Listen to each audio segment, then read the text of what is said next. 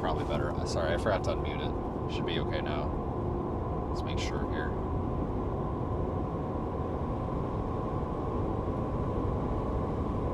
Okay, well that's probably better. Sorry, I forgot to unmute it. Okay, so we should be good now. Let's make sure here. So, is it quiet for you guys? Like, it looks quiet. I'm looking at the meter, and on the audio meter, and it looks, to me, it looks like it's quiet. Is it quiet?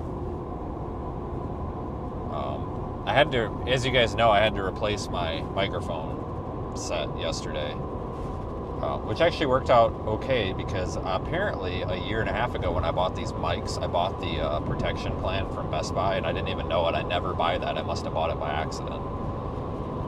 So I didn't have to pay for anything because when I remember, I don't know if you guys were watching, but the other day when we did the balloon launch and my phone got knocked off the tripod, it broke the mic receiver. I couldn't get them to work yesterday, and I found a crack in the mic receiver, and it wasn't connecting. But so we're starting over with new settings, and it looks quiet. And I've got people, some of you guys are saying it's too quiet. Continue on I-77 south for 46 miles. Hang on. Okay, hang on a second.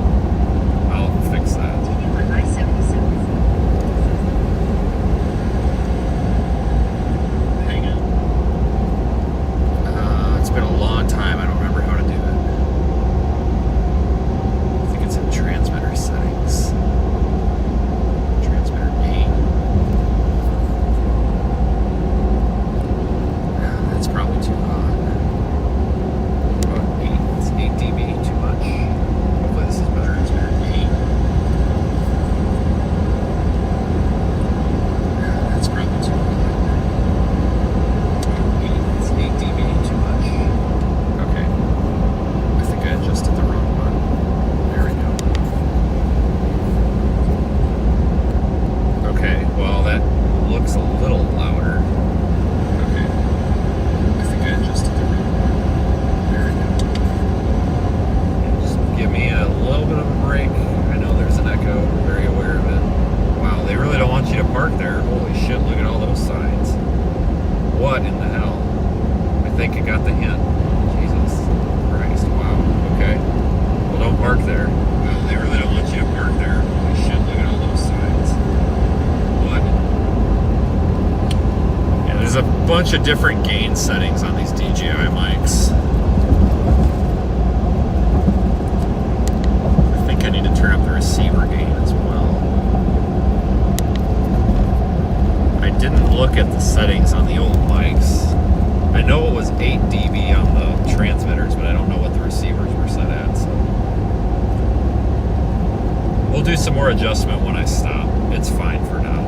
It's at least loud enough we can hear it, but we'll fine-tune it later. At least I got it kind of set. We'll do some more adjustment when I stop. It's fine for now. It's at least...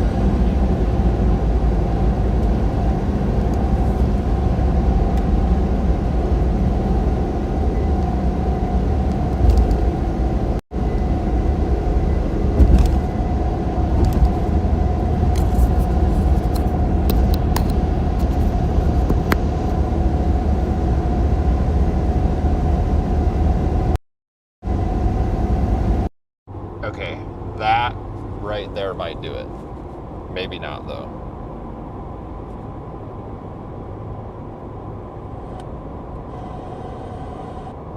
Okay, that right there might do it. Well, that might be too loud now. No, that's okay. I'm alright with that for now.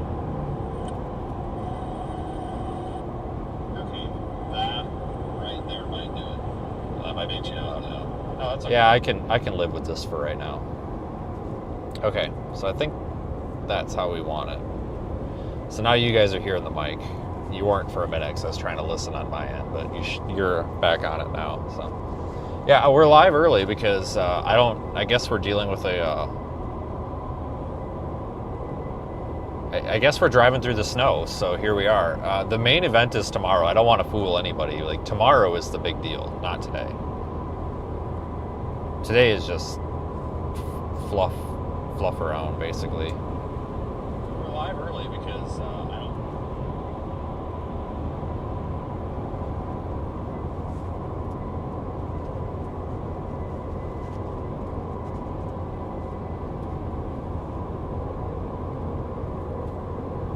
Yeah, so I think this winter weather event is being downplayed, guys.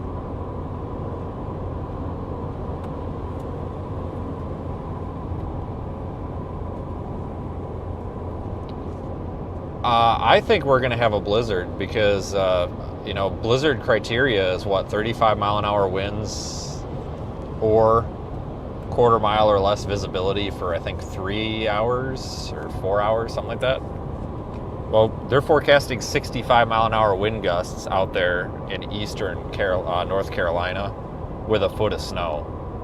That's going to qualify as a blizzard. There's going to need to be a blizzard warning issued out there. There's going to have to be. There's no way around that. If they don't issue one, I don't know what to tell you. But they're most likely going to hold off to issue it. They usually issue, because that's kind of more of a short-term thing, they probably won't issue that until tomorrow afternoon when the conditions are about to start. So hold on this. We're focused a little out of focus here. We're on autofocus, just let it figure itself out. Maybe not, I might have to force it. I don't have a way to lock it on infinity. I just have to find something to focus on and then block it. But we're going to see what happens. But today is not a big deal. I want to make that very, very, very, very, very clear. Today is not really anything. It's just to get to eastern North Carolina, we've got to drive through snow. And we do have a winter storm warning, and it's in effect. So I figured, well, here we go, I guess. Might as well go live, I guess, for it. I don't know if we should be in West Virginia or in regular Virginia soon. We're in West Virginia now, but we should be in regular Virginia soon.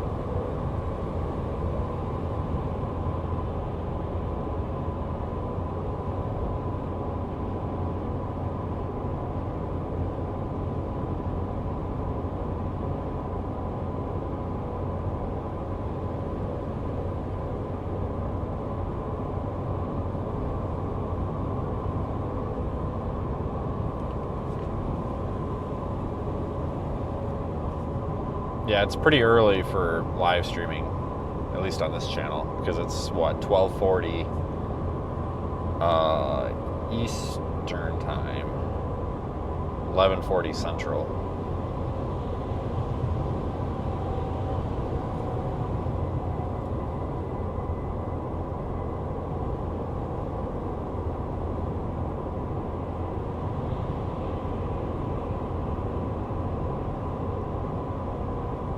So we're probably looking at, in my opinion, potentially the second biggest weather event of the entire year. And when I talk about, I got made fun of a lot when I said that a few weeks ago. And people were like, the year just started. Like, yeah, I know that, dipshit.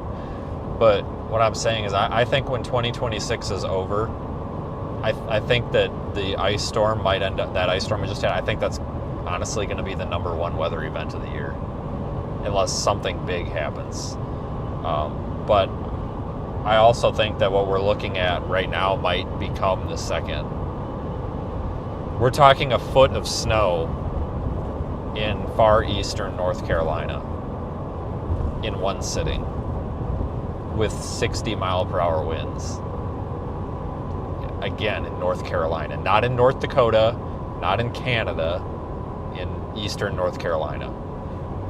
This potentially could be a major deal here. I really think that this is being it's being downplayed. I see a lot of people coming out. The Weather Service basically said, hey, there's probably going to be areas over a foot. But I'm seeing a lot of private meteorologists coming out saying, oh, you're going to be lucky if there's 6 inches out there. And I don't think that's responsible. I really think that the Weather Service is right on this one. I think we're going to see huge snow amounts out there for the region. What a lot of these private meteorologists are not taking into account for are the liquid ratios. So we basically have a higher liquid equivalency ratio in these areas right now, based, more so than what the models use. Basically, it's what the models use to convert rain to snow. Well, they're higher than that, so we're going to get more snow for that amount of rain, if that makes sense. Most likely. You know, what I'm saying right now, I would be no better than them if I didn't tell you that there's a lot of doubt with me too. There's a lot of ways that this could not happen. There's a lot of ways this could come in underdone, or it could basically be if you like snow, there's a lot of ways this could be disappointing for you. But I think that we're starting to check a lot of those off the boxes, or check a lot of those off the list. One of the big concerns was the dry slot, which I was hoping we were going to get a dry slot just so I could milk the algorithm a little more. Some of you guys get it. But I don't think we're going to see that dry slot come in over Raleigh. Some of the models yesterday were predicting that we were going to have some dry air move in over like central North Carolina there, and maybe reduce snow totals. I don't really think that's going to happen. I don't think. It still could. But again, it's looking less and less likely. A lot of these potential failures are looking less and less likely.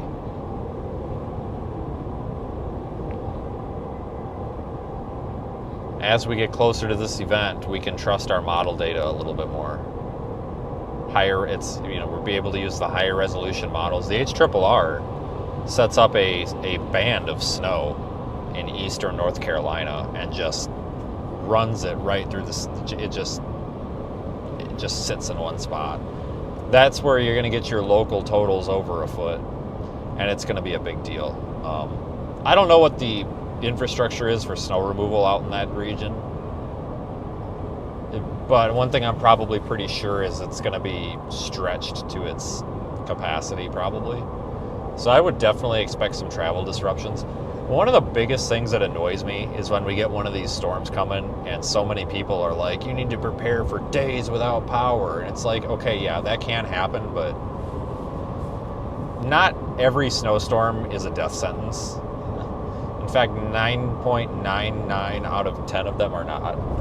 Even the ice storm in Mississippi was a little bit poorly communicated because people were trying to scare people. Yes, there's a lot of people still without power, but it's not the big doomsday thing. It's okay, we're getting through it. But people, you got to remember, on the internet, people make money off of scaring you. Because when you're scared, you share, you like, you follow, all that, and they get paid for that. There's money in manipulating your emotion of fear, more so than any other emotion of yours. I shouldn't say maybe your fear, maybe your anxiety. There's a lot of money to be made in manipulating people's anxiety. And we have to remember that with an event like this, yeah, there's going to be disruptions, but we're not looking at a major ice storm. We're looking at a snowstorm. We're not looking at, a biblical flood. We're looking at some snow coming down.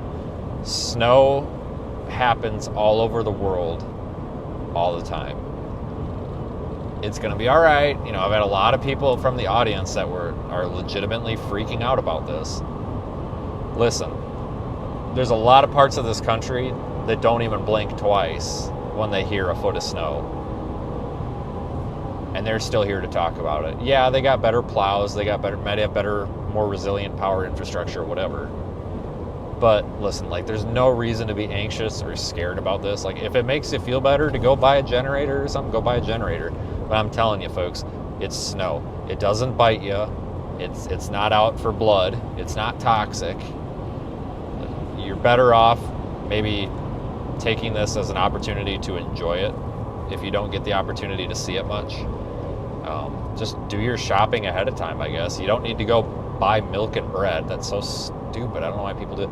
Just go buy whatever the hell you want for dinner from now until freaking Tuesday. Just go buy it.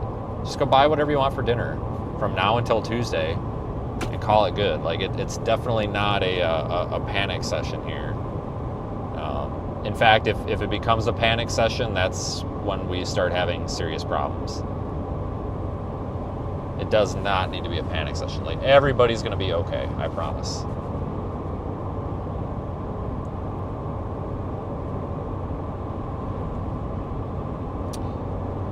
No, Patrick, wrong ice storm. I posted a graphic about the difference between the two ices last week. You might have to go find it.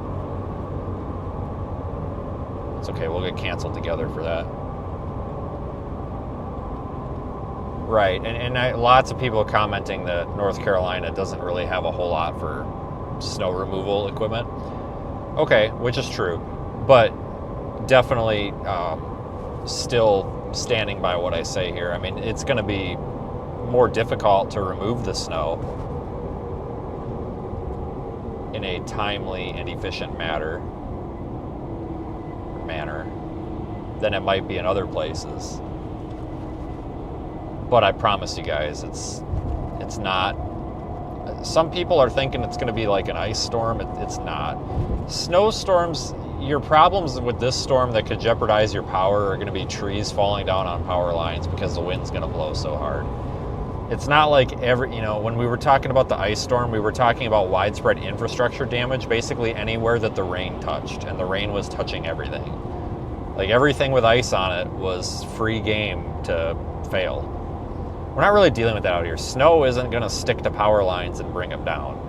Snow might pile up on a tree and bring the tree down in the wind, and the tree might go down a power line, but the power outages and stuff out here are going to be a hell of a lot less, most likely, a hell of a lot less widespread than what we dealt with the ice storm. I think a lot of people are just sensitive right now because we dealt with that ice storm and they think that's what's coming through. This isn't an ice storm. I don't even think there's any ice expected with this. I mean, if you're close to the water, you might have freezing spray, but I mean, it's salt water. It's not gonna, you guys are used to it if you live by the water, so we'll see, guys. I'm just not, it's going to be impactful, but I definitely don't think it's this big doom and gloom thing that it's being made out to be. Let's put it that way. Just try to be positive with it. If you like snow, here's your opportunity to have a good time, I guess.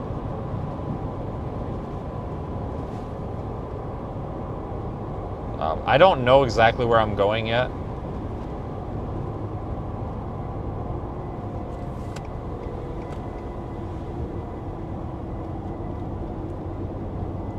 I was going to try to get to Kitty Hawk, but I don't know if I want to go that far east because now it's looking like some of the snow might be just a little bit inland. And it might not start until tomorrow afternoon. It was looking like it was going to start late tonight, but now it's like, shit, it might not start till tomorrow afternoon. So we might have to account for that. So I might go to like Rocky Mount or something. Wilson, maybe. God, I haven't been to Wilson for years. All right, so I don't know how well the stream's going to work. We're going to go through this giant tunnel.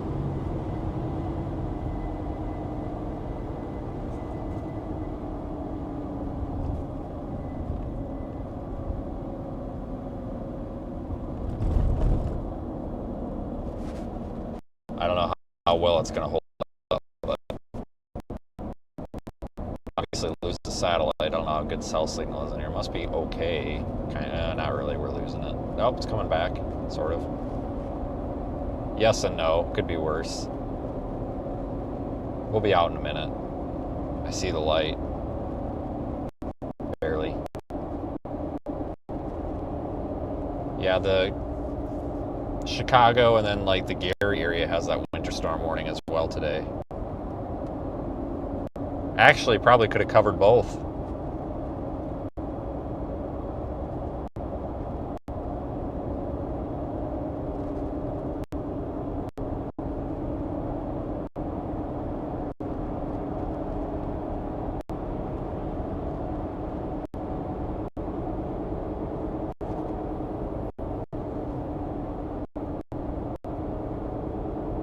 We're almost out. The light is right here.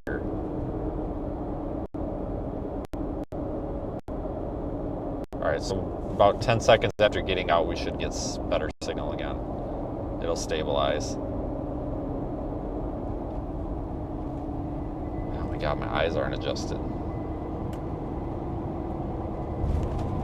Alright, looks like we just picked saddle. Alright, now we're good. We're getting better now. We're good.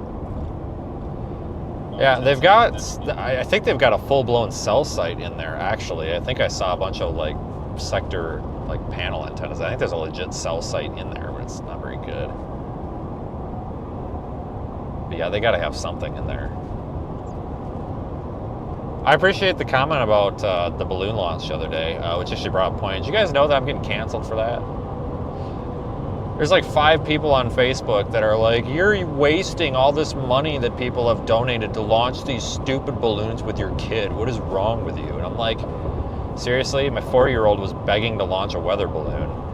What do you want me to do? Stick an iPad in front of her face? You're going to try to cancel me because we used what? $400 to make a kid happy? Which, by the way, I want to make something clear about that. That wasn't just for her. We also, you guys want to make clear, like, we have to, we're constantly building and changing equipment. And now we're losing data again. There it goes. No, hold on. This is ridiculous. There it goes. But we had made some changes to our ground receivers, and I needed to fly a balloon to ensure that they are working. And it's part of the research and development part of this it's in the budget. So can you believe I'm getting canceled for that crap? Like, God, people will complain about everything on the internet. It's ridiculous. And then you tell them to be quiet, and then they cry. And they whine and cry, and they call you these names, and oh, you're hurting their feelings, and all this. It's like, really?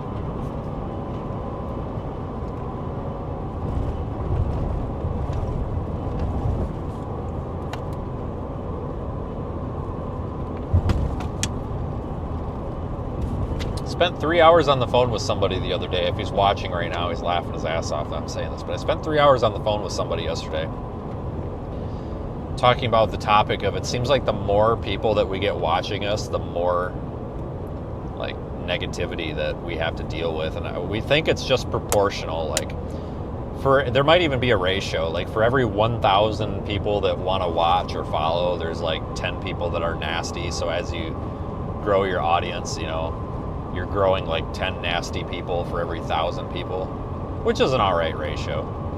But I think that's kind of what the ratio is.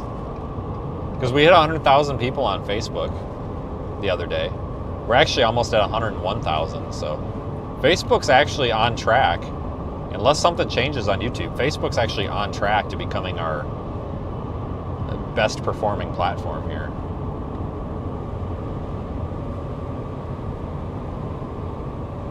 Which is pretty cool.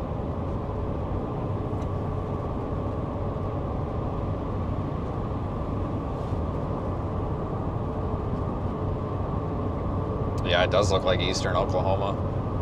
We're in Virginia now. Barely.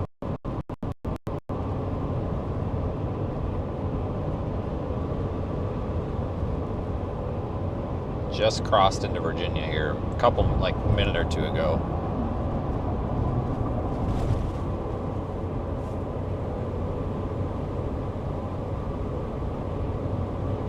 Yeah, thanks for joining in, everybody. Like, I know that the title is all like, oh my God, big winter storm, but I actually thought this was going to be a thing. Not this.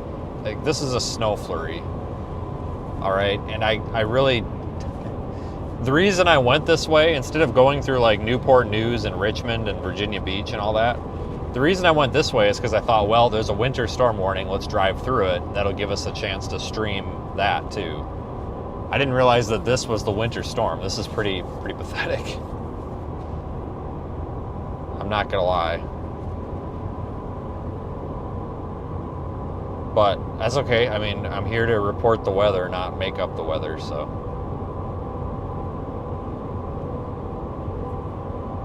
No fake news here.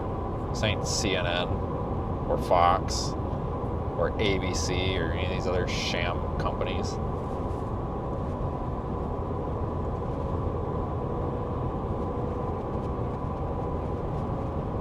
Thanks for the super chat, Patrick.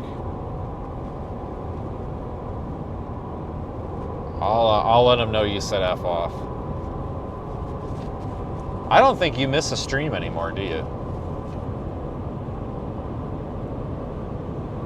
I need to figure out what is actually in your profile picture, because clearly it's Patrick, but I can't actually read the meme.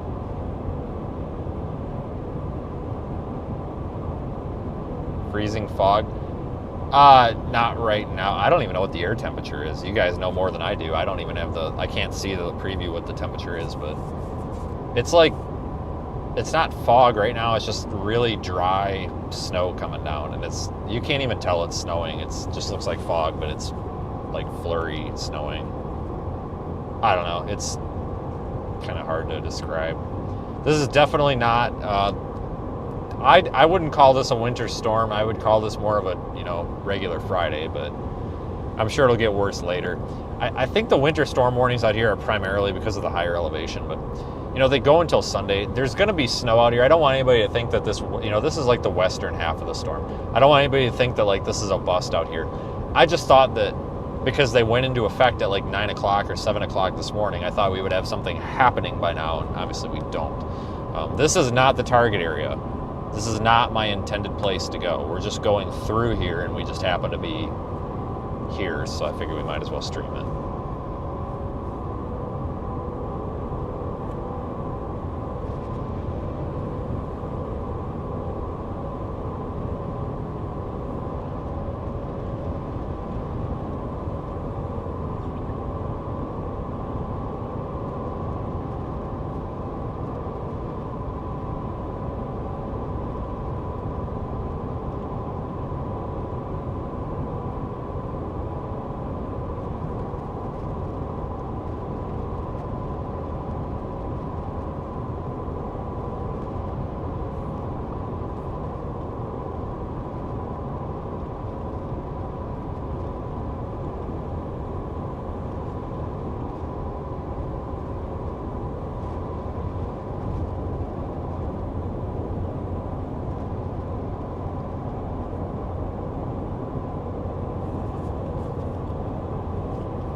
But yeah, expect the big deal to be tomorrow, and it might even be later than expected. I don't think it's going to be this early morning thing. I could be wrong, but I haven't looked at HRRR, which probably is a reasonable thing to be looking at for this, but I haven't looked at it since 6Z.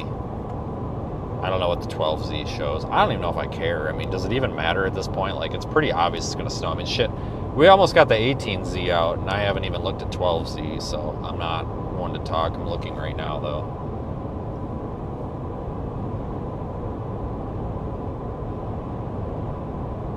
So HRRR actually shows snow filling in by about 1 a.m. in central North Carolina.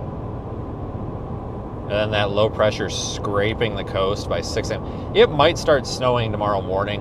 I think it was the NAM. Maybe it was the NAM. I don't know. Regardless, it might. Just don't be surprised, though. Like, I think it would be perfectly reasonable if this event doesn't start until a little bit later. One thing that I don't like about the HRRR with anything that it does is it seems to be a little bit off on time.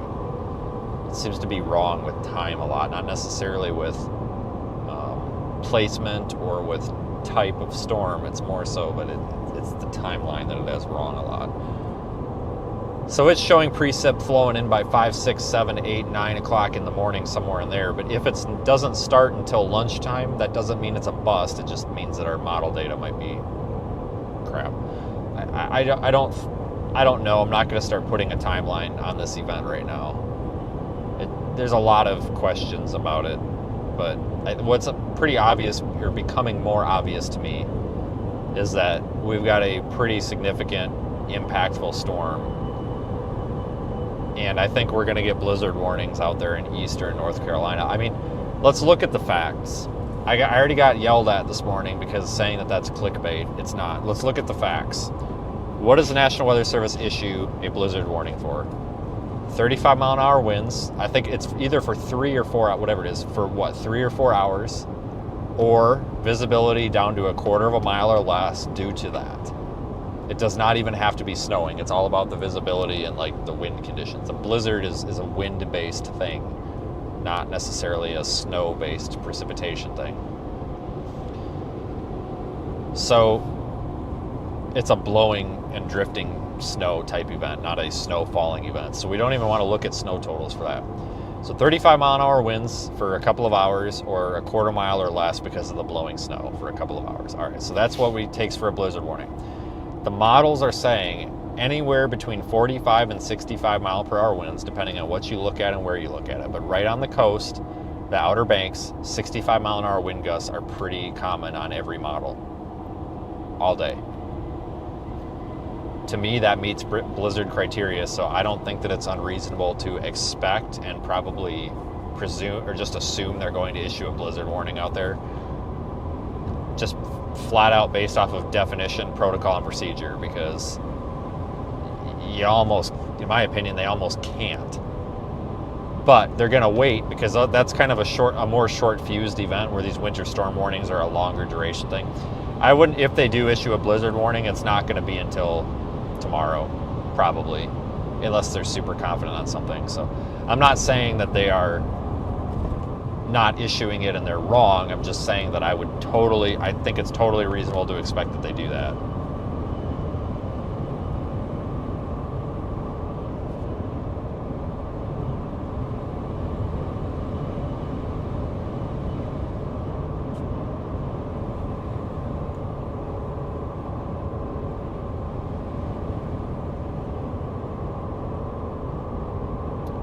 They even say it in the winter storm warning. So, or they did. At one point, the winter storm warning even said blizzard conditions are possible, so.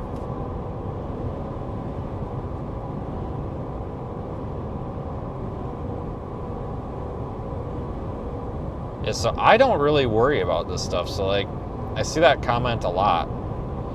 Where people are like, oh, aren't you worried you're going to get stuck there? No, not really. I mean, look what I drive. I mean, I've got a four-wheel drive truck that sits like 3 feet off the, okay, like a foot down, 2 feet off the ground. I think it's 13 inches to the center of the diff, something like that. We've got a foot of ground clearance to the axle, and then like damn near freaking a foot and a half to the frame. I'm not worried about 5 to 12 inches of snow. Like I told everybody in that ice storm, you know, going up I-55 or whatever, 22, whatever that was, like, if I have to go around people in the grass, I'll go around people in the grass. Like, we're getting out of there one way or another. I'm not worried about that. Like, that stuff doesn't worry me.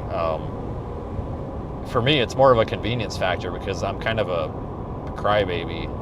Like, I want to get something to eat at the end of it, and if everything's closed, I'm going to be upset. So then I have to leave and go find food somewhere. So for me, it's more of a convenience thing. These storms are very, very much inconvenient for somebody like me to come be part of because, yeah, even if you live here and you're kind of stuck at home, at least you have, you know, food in the fridge kind of thing, like, whereas I don't. And I know somebody's going to be like, why don't you pack a lunch? Okay, no, I'm not. First of all, I don't do that. Second of all, I appreciate the offer, but I'll just don't worry about it. But I just don't do that. But I don't, so I have to rely on a hotel or a Waffle House, which just sucks. So it usually means a long drive at the end of the day because you've got to get out of there and go somewhere that's not affected by the storm.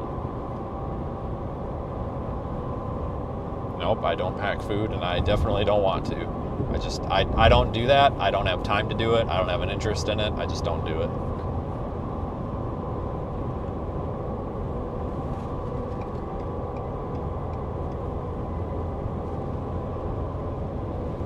Not you that's saying this, but I get a lot of people that are oftentimes that give me such a hard time because of what I eat, where I eat, when I eat, how I eat.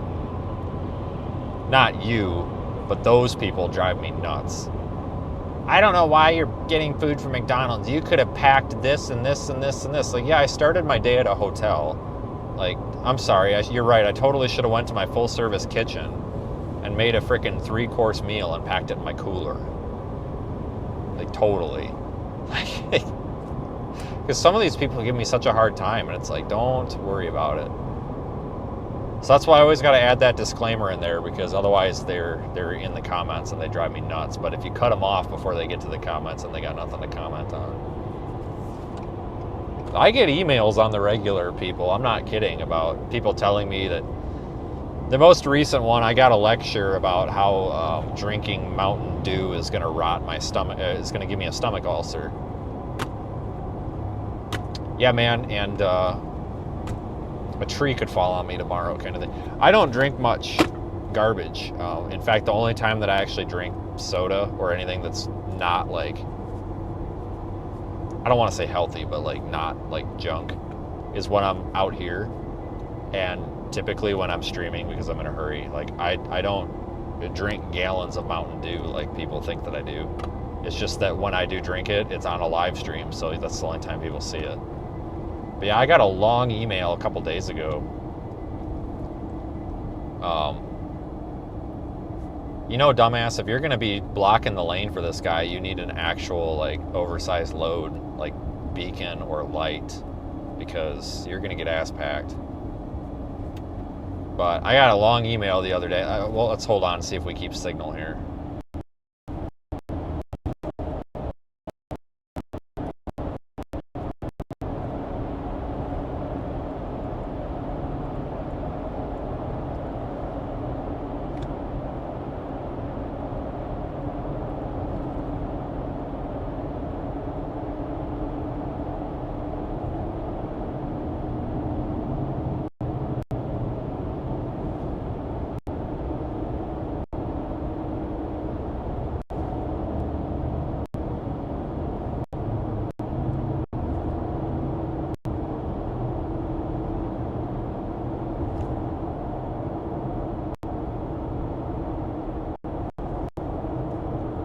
All right, we're just about out.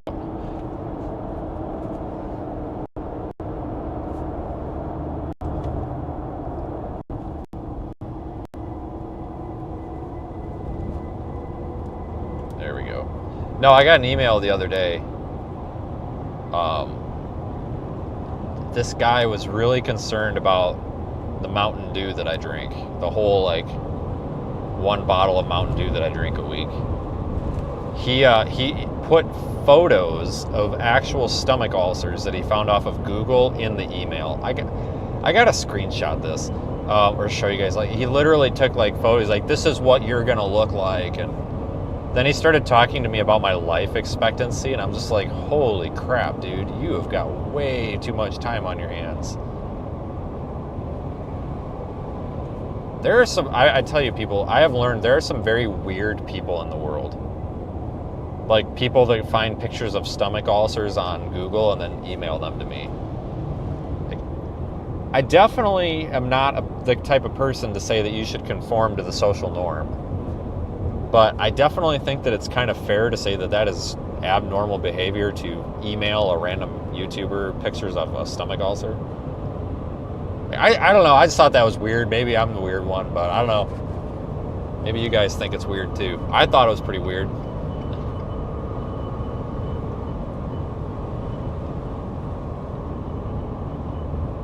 I don't know though.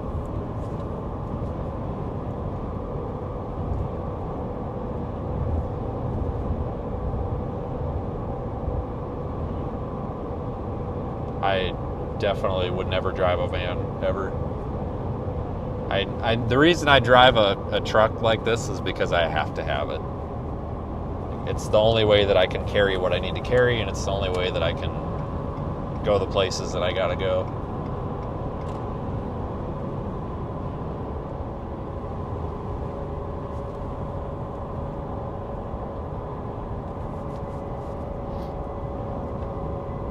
Roads are fine. Yeah, they've got salt or something on them. I mean, seriously, roads are fine. So this little bit of whatever, I think it seems like there's like some rain mixed in with this, but I don't think it is. I think it's just kind of wet snow. I don't know. Whatever's coming from the sky isn't really affecting the road at all. This is interstate, whatever it is. I don't even know. Freaking I-77, sure.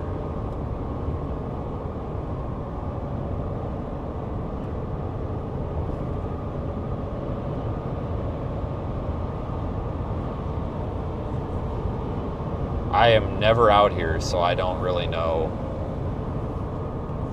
what's what. Don't get me wrong, no offense to anybody that lives out here, like, it's a nice area. I just don't really have a whole lot of interest out here. Like, I'm not a East Coast person by any means.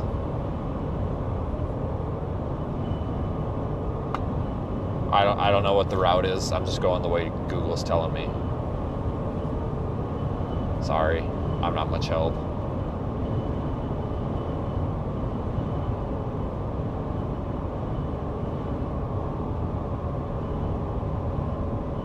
In 2 miles, use the left 2 lanes to take the I-77 South, I-81 North exit toward Charlotte, Roanoke.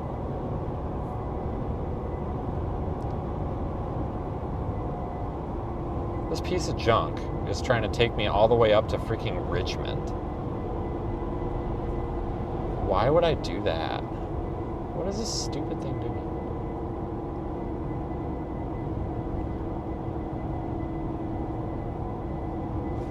That's fine, just cut me off.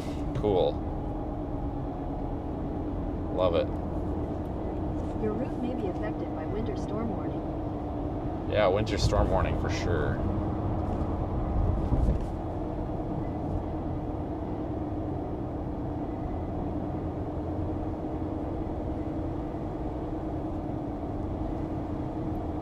Yeah, this really isn't bad. I mean,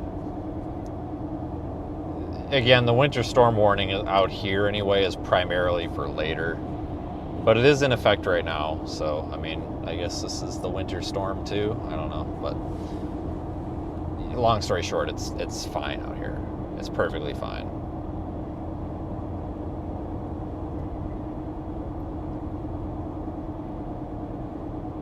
I don't know. I don't know what this guy in the U-Haul's doing. Now we're down to like 40 miles an hour in the left lane. I'm guessing and now we're stomping the brakes. I don't know what he's doing. Half a mile. Use the left 2 lanes. Like, I get he wants to stay over here, but I-81 North exit toward Charlotte, Roanoke. he also can be in the right lane.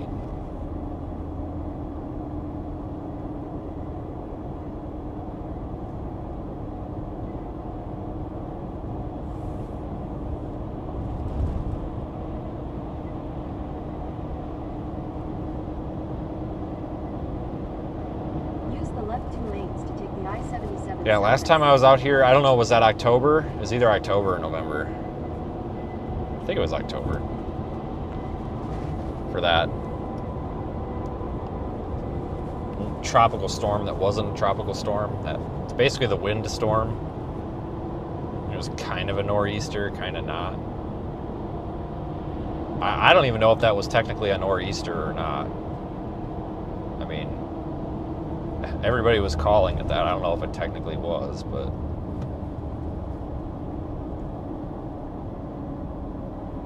I mean, to me, those are typically associated with snow, but there was no cold side to that, but I don't think it, by definition, doesn't have to be. But, oh, for Christ's sakes, man, like, you are in the left lane. It is 70 miles an hour. You are doing 40. You've got to get out of the left lane, buddy. 30 under the speed limit. Like, I get it, you want to drive slower, but there's another lane for that.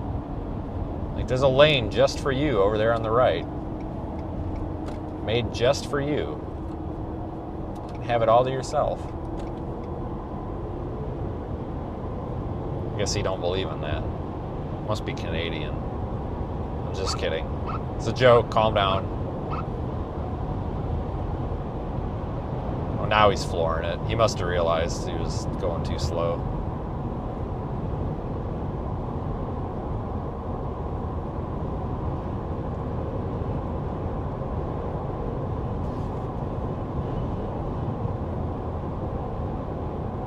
Yeah, I think the biggest impacts from this storm are going to be travel related.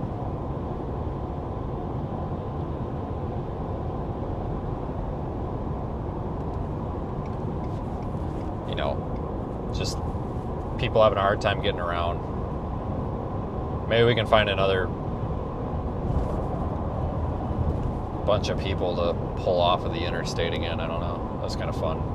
I like doing that stuff.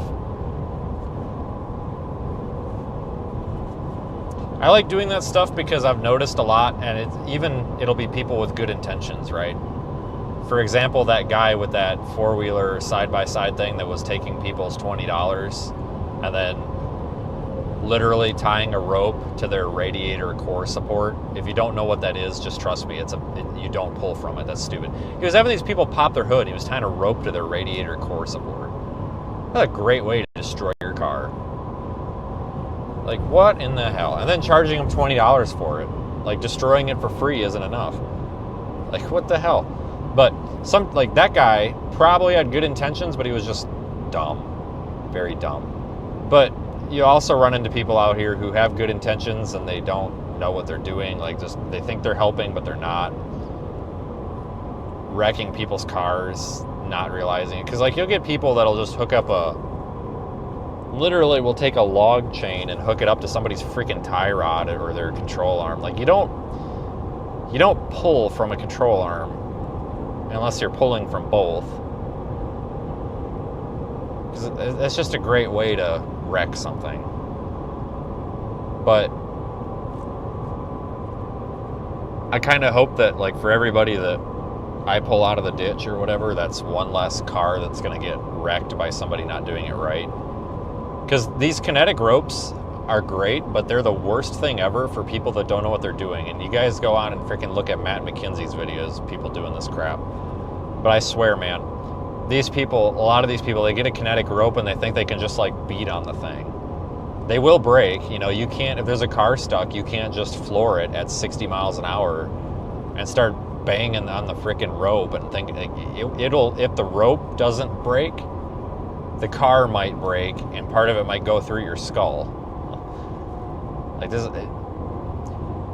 I know this sounds ridiculous, but, like, I've seen people make some pretty fatal errors when it comes to vehicle recovery in the past many years, and whether it's online or in person, and it's really dangerous if somebody doesn't know what they're doing. And you see people doing it wrong a lot, and that's a good way to wreck somebody's car and potentially get sued by their insurance company. But I feel like, okay, well, if I can help somebody and not destroy their car, that's one less car that's going to get wrecked by somebody that doesn't know what they're doing. And we saw an example of that in Mississippi the other day. You know, we had that guy that was basically damn near totaling people's cars. Like, you're pulling somebody's car by the radiator mount, for Christ's sakes. Like, that support is to hold the radiator, not pull the car. Like, what are you doing? Like, I couldn't believe that. And then charging them money, you know, because wrecking their car for free wasn't good enough. Yeah, just tow from the door handle, right? Yes, or the side mirror. I mean, at least those parts are cheaper to replace.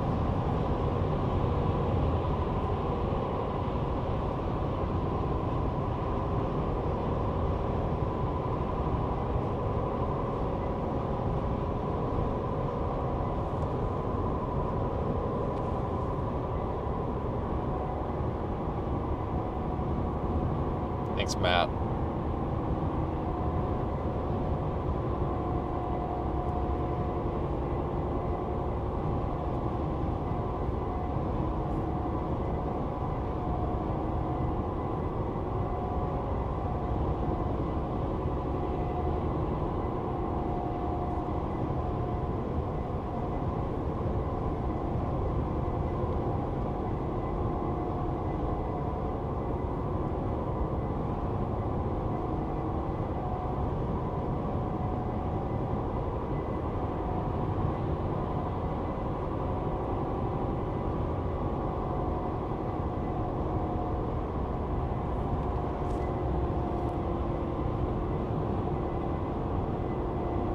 The cold either.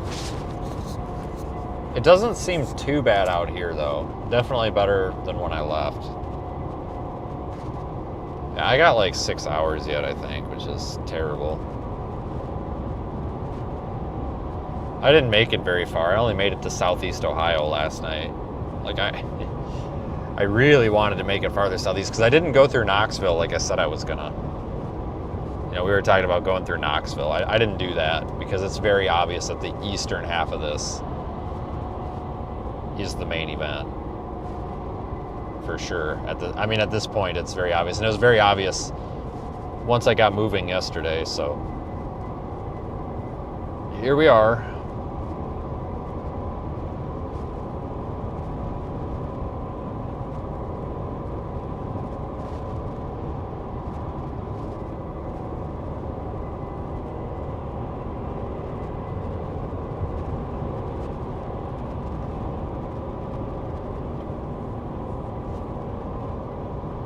Yeah, thanks for watching. If you're new, you can subscribe because you probably don't want to miss tomorrow. Tomorrow should be pretty interesting, I think. Yeah, we're also we're only 58 followers away from 101,000 followers on Facebook. So if you haven't done that, you can go over there too. Facebook gets pretty interesting sometimes. No.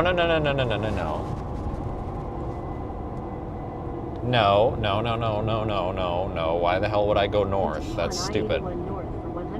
I'm not listening to it. I took the exit. I hope that's the right call because I'm not doing that. That just sounds stupid. That just sounds stupid.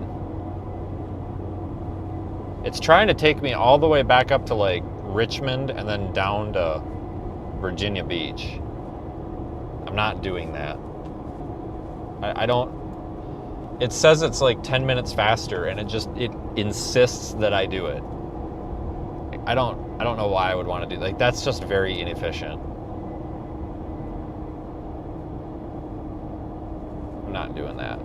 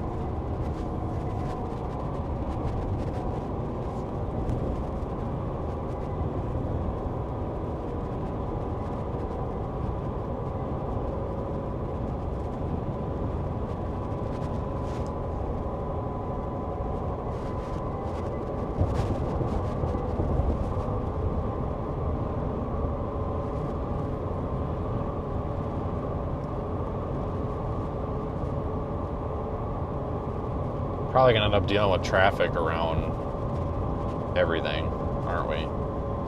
Every time I drive through North Carolina, it's just traffic. That's all it is.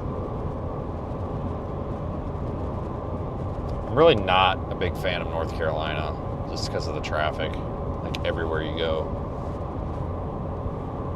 We'll be in North Carolina here within the next, what, half hour? At least we'll be in the right state.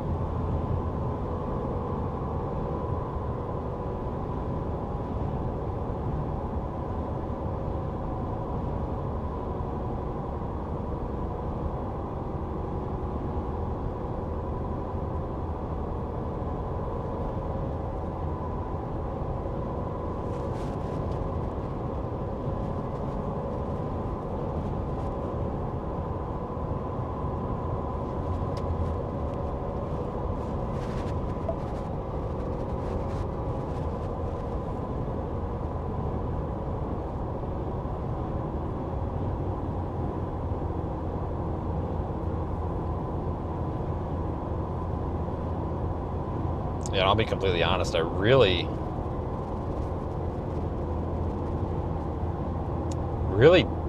don't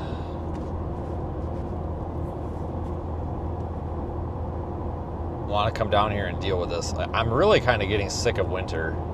What kind of sucks is it's such a long drive. You know, we talked about this yesterday. There's just no like direct route. Everything's kind of out of the way. You gotta take a lot of state highways, non-interstates to get from one to the other. Not what I'm used to.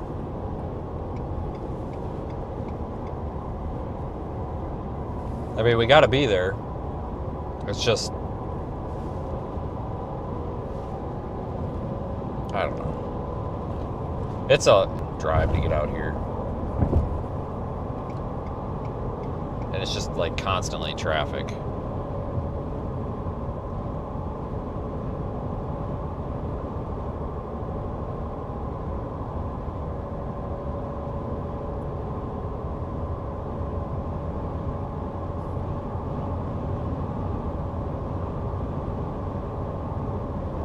A lot of gas too.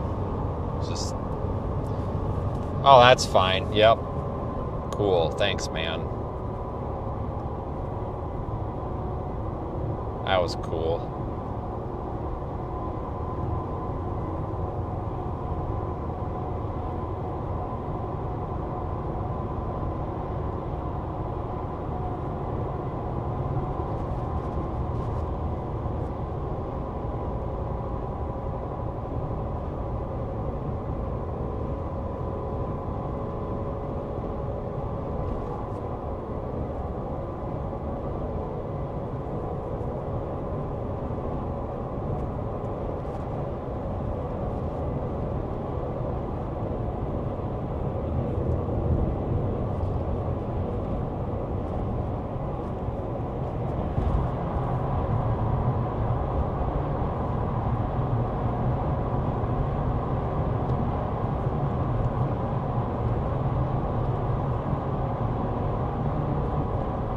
Probably want to stop for gas at the next like good place to do that, whenever that is. I mean, I got a half a tank, but I'm just sick of sitting in the truck. I left pretty early too. I think I left at 10. No, it was 9. How long have I been driving? 9, 10, 11, 12. I think I've been driving, what, 4 or 5 hours, something like that. I think it's 18 hours altogether, but I drove 9 last night. 10 no, I drove 10 last night. It was 10 hours. Then I left a lot later than I wanted to.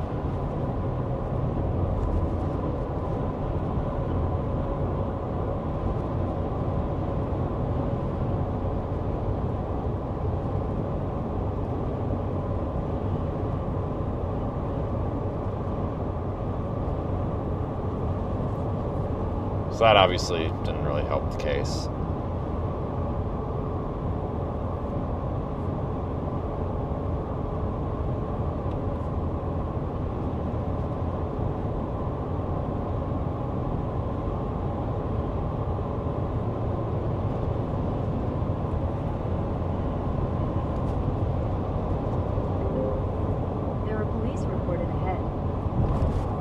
Good. Put all these guys out of service. Every one of them.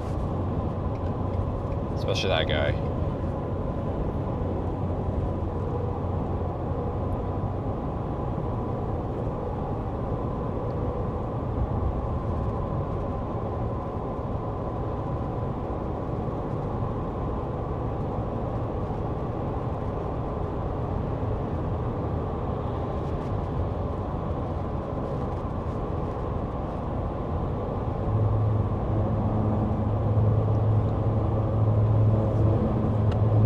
Yeah, I thought I was going to be late to this event, but I think we're going to be, I don't want to say early, because we're coming in. Wow, just cut that guy off. You're an idiot.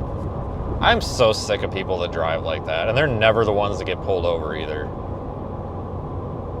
But anyway, I think, I mean, you know, we're coming in, I mean, it is late, because it's going to be dark, and it's going to be like 9 o'clock at night. But we're not late to the point where we're showing up after it starts, which is good. Because I thought we were going to be showing up to the point where it was already going to be snowing and snow on the ground. So I want to be there ahead of time. It's just a lot easier to deal with things ahead of time when you're there before it starts becoming chaotic. So when you show up late, it's like you just never get ahead of anything.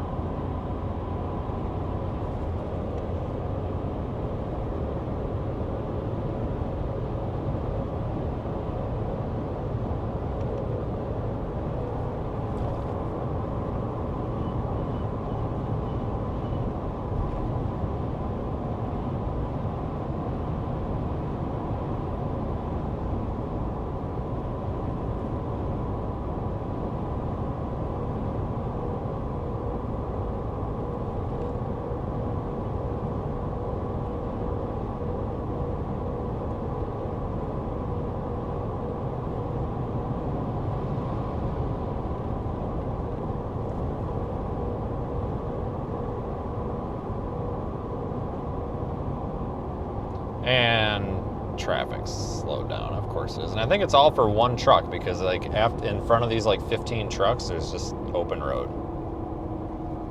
So hopefully this, I don't know what's going on. Probably something dumb.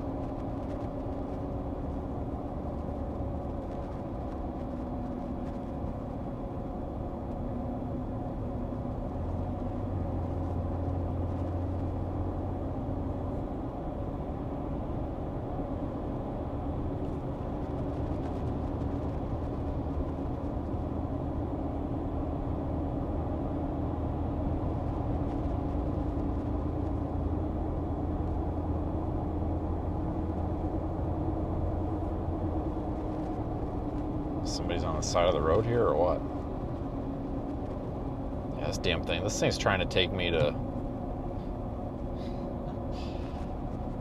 Even though it says it's 37 minutes longer now, it wants to turn me around and take me all the way back north and then go through Richmond. Like, you've got to be kidding me. This thing is just stuck on taking me that way. Your route may be affected by winter storm warning.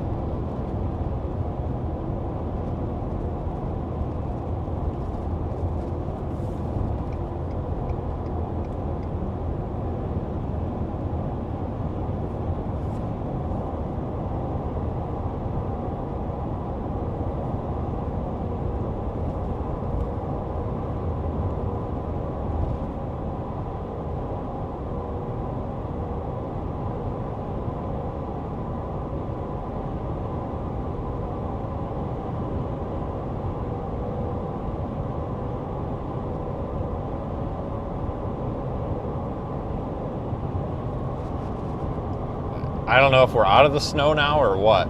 The heaviest snow looks to be back there in like southeast Kentucky, like, I don't know, London all the way over to Whitesburg, Pikeville and all that. That's the heavy snow. That's going to be coming this way. But if we stick around for it, we're going to miss the main show. We really don't want to miss the main show. Like, it would just be another all-night drive. I'm not doing that. The big urgent storm is tomorrow.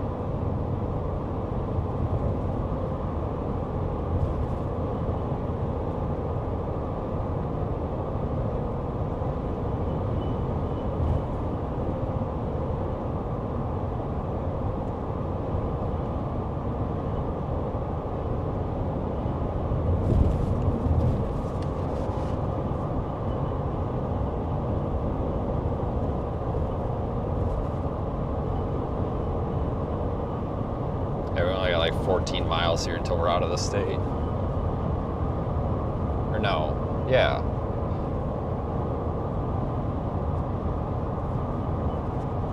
I think, yeah.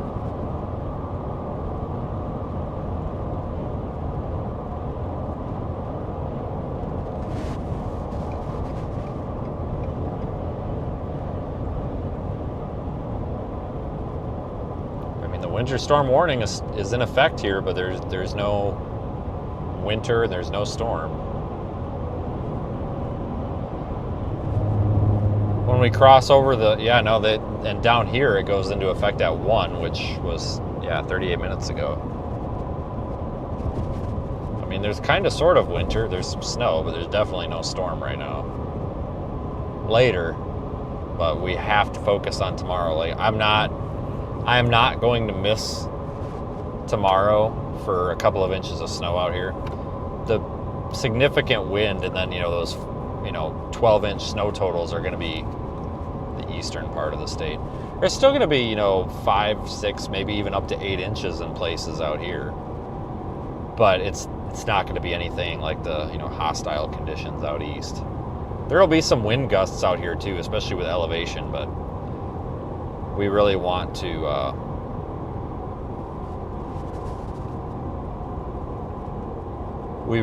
be in position for tomorrow.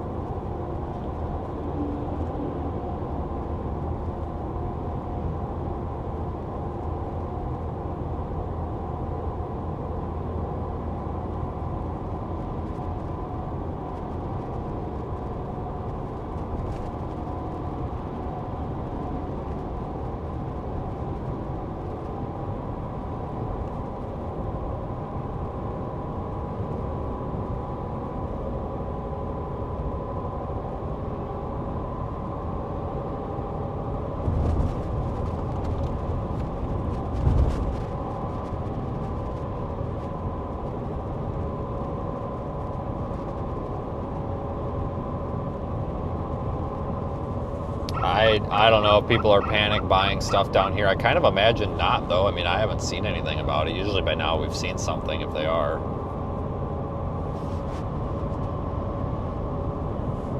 Could be wrong.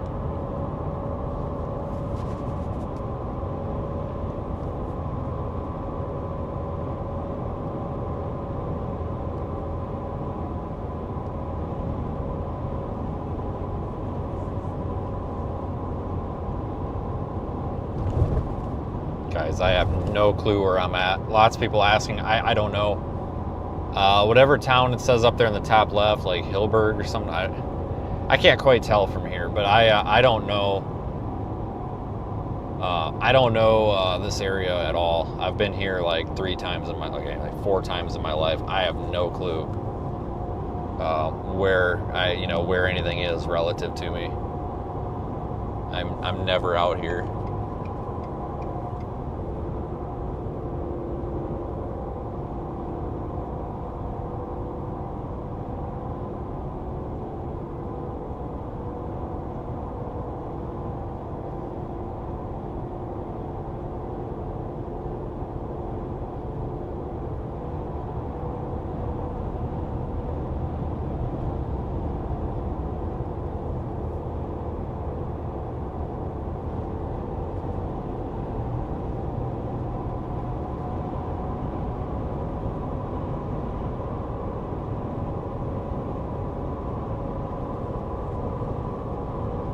This is still 77 though. The interstate. I do know that.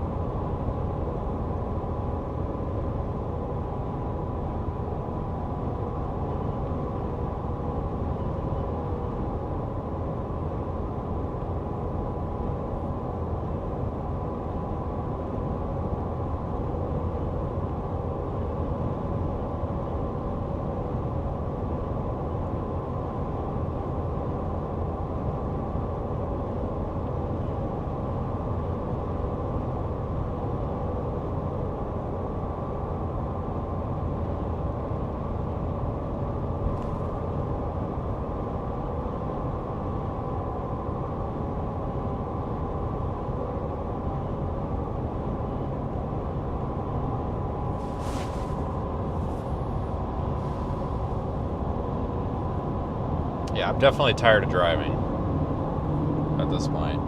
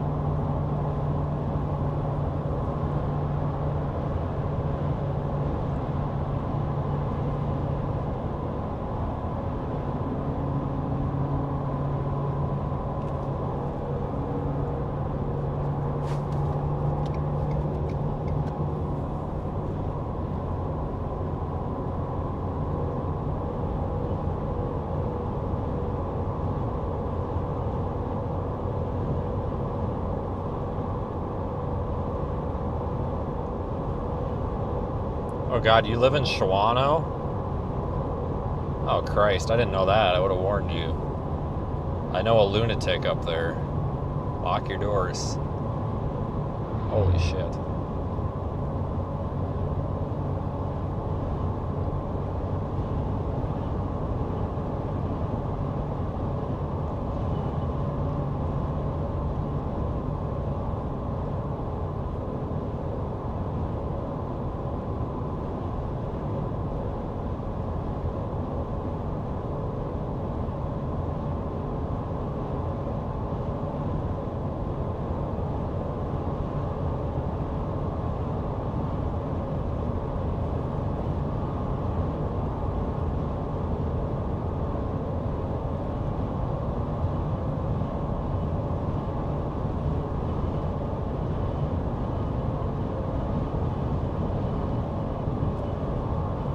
Winter weather expected today. Well, it's definitely not right now. I mean, it's normal Friday out here right now.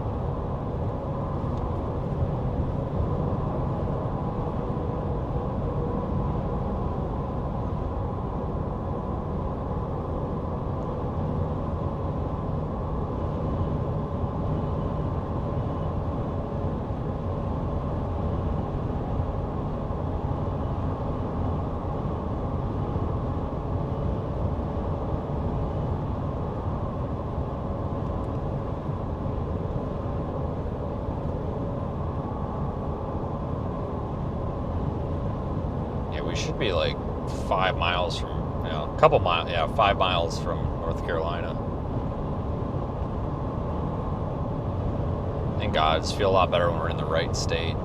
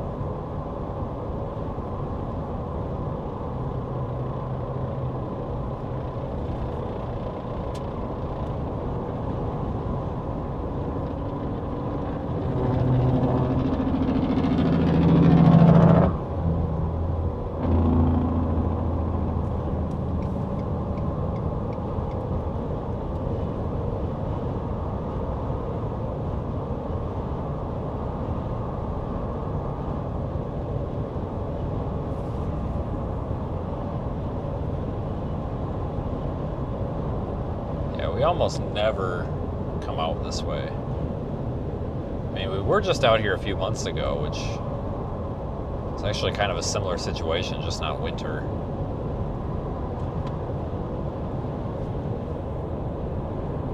I wonder if we're going to have any issues with more houses going in the water. I mean, seriously, because of wind and waves. So I wonder if that's going to be a problem too. Probably not as big of a problem because it'll be short duration, but it still makes me wonder.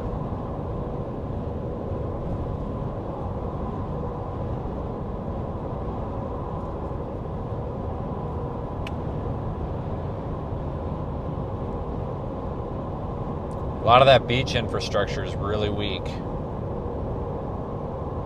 2025 really kind of screwed it up pretty good, so.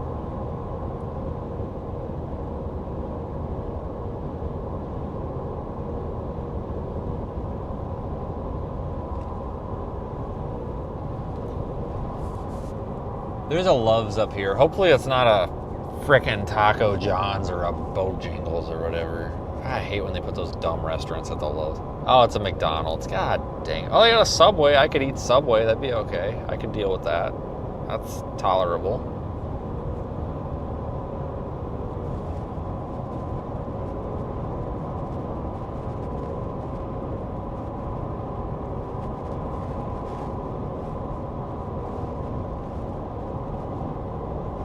Maybe I can get dicked by the Subway worker again over my turkey sandwich, frickin' charging me, what, $15 for frickin' bread, turkey, and bread in that order, and only that order? God damn. Frickin' Subway attached to the Love's in Ellis, Kansas. Frickin' dumpster fire. God damn. That's the story I told you guys about probably a couple weeks ago now. About how the Subway chick would not make. All I wanted was bread, turkey, and then bread. That's it. And then put in the toaster oven. And she told me that she could only make me a sandwich off the menu, and I'm like, well, what the hell? That's not right. I remember going to Subway when I was a kid. You just told them what you wanted on the sandwich, and they just put it on the sandwich. I don't even remember there ever being a menu. News to me.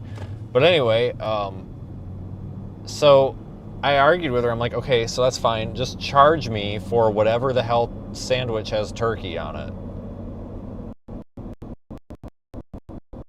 And then just leave off the rest. Just charge me for whatever, but take everything off of it. Just don't put it on.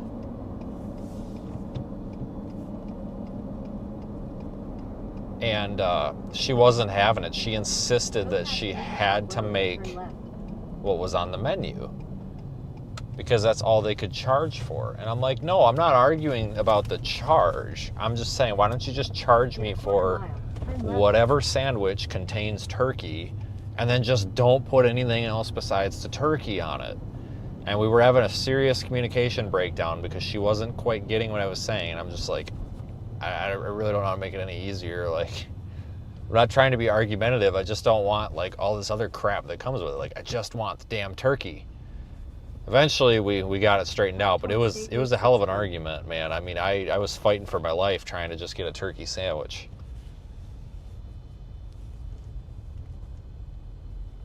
I mean, it was bad.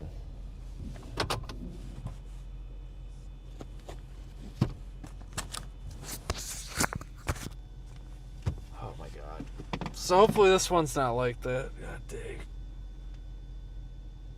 So if you guys give me a minute, I'll go get my sandwich. Where's my other phone?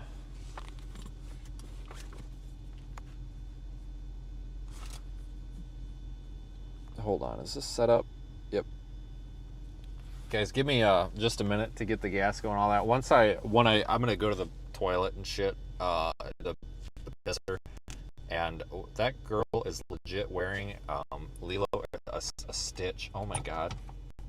Check her out.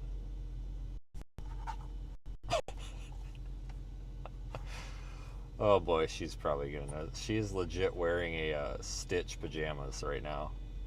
Oh, hold on. I'm not going to make this obvious. I know the signal's cutting out. It's not me trying to not make this obvious, but just...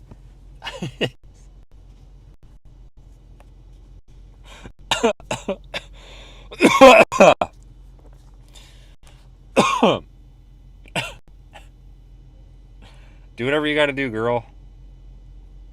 I'm just pointing it over at that gas pump. I'm not making fun of her.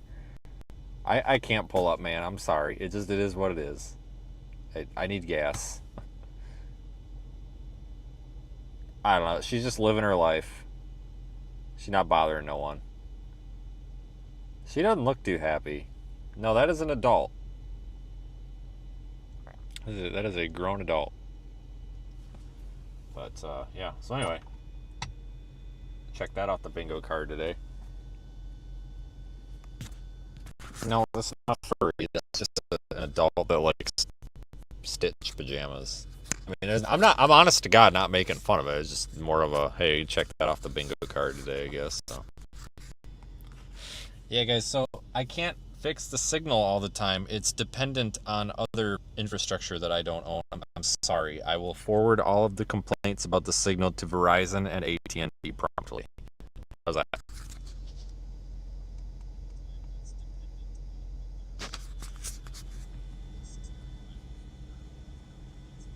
I will send those complaints along.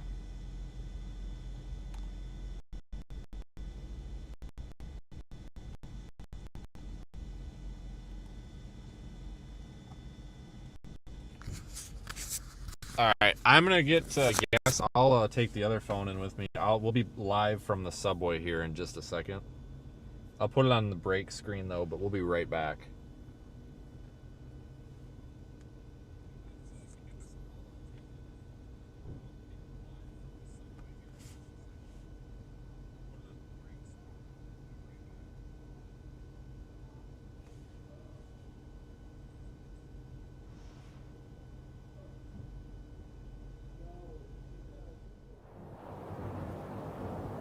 Before a tornado appears beneath a spinning storm.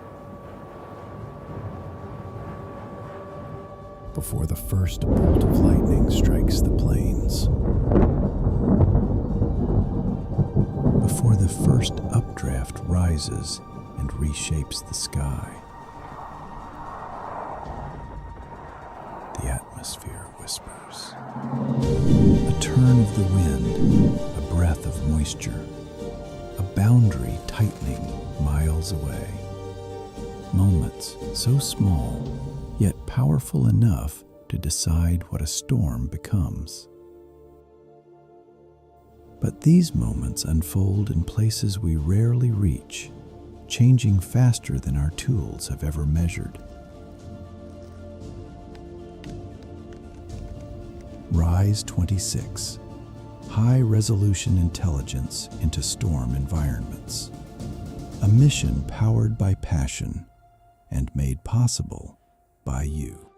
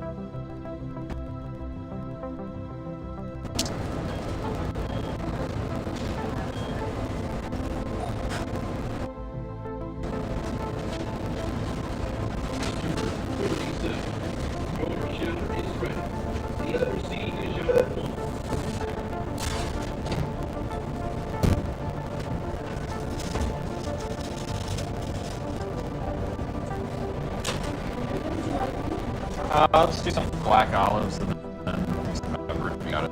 That's it.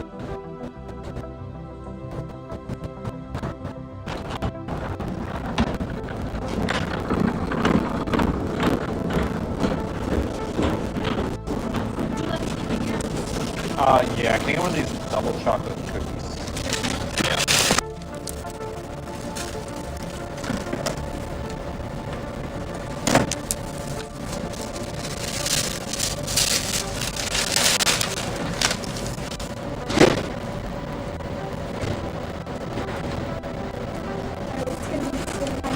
Alright. Would you like to receive for that? No thanks. Alright, you too.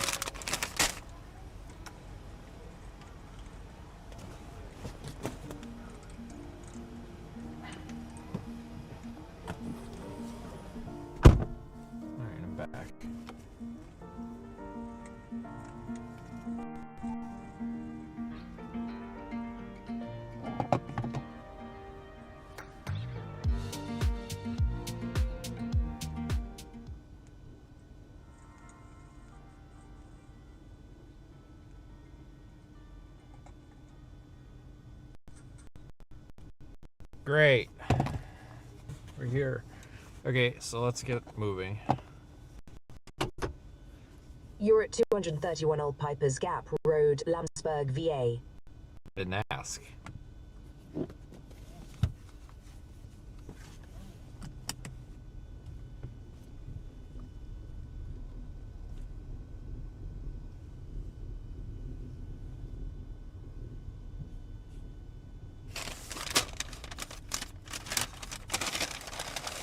This guy don't know where he's parking.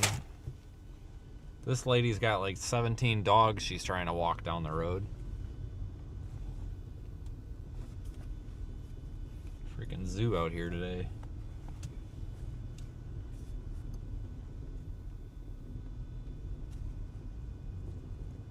Your route may be affected by winter storm warning.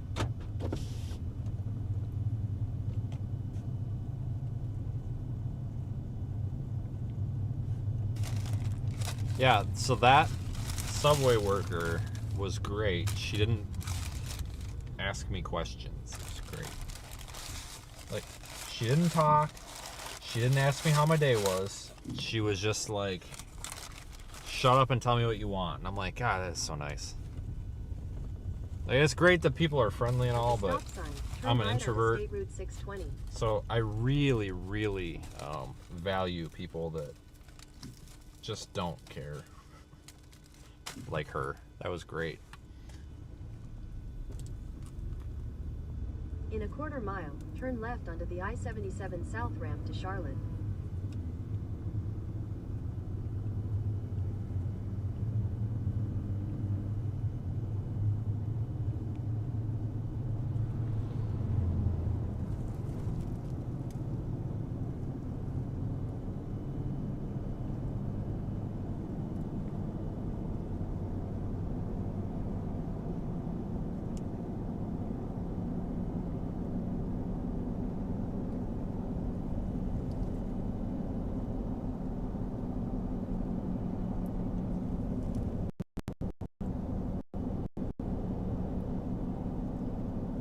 Turn left onto the I-77 South ramp.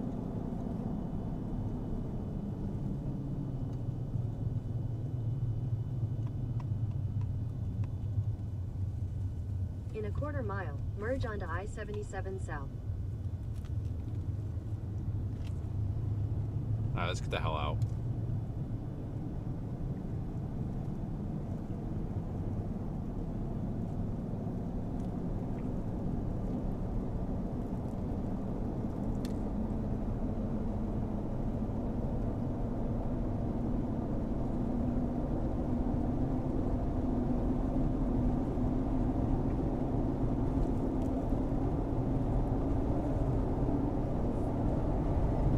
Continue on I-77 South for 5 miles.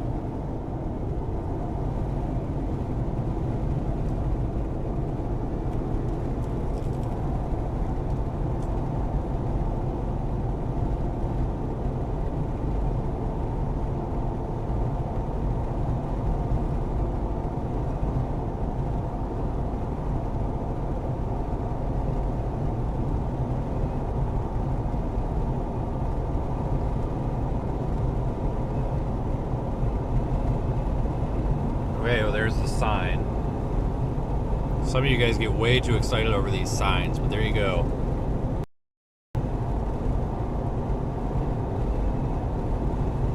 Wow. Alright, well, that was that. Cool.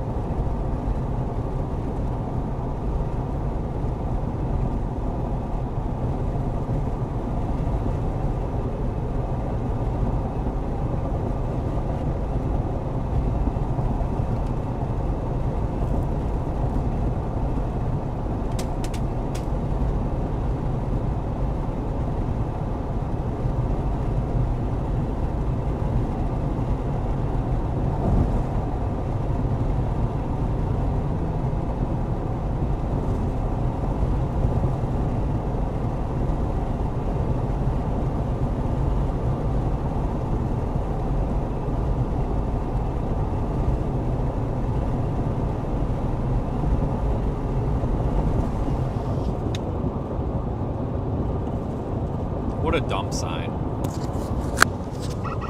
says burn headlights when using wipers.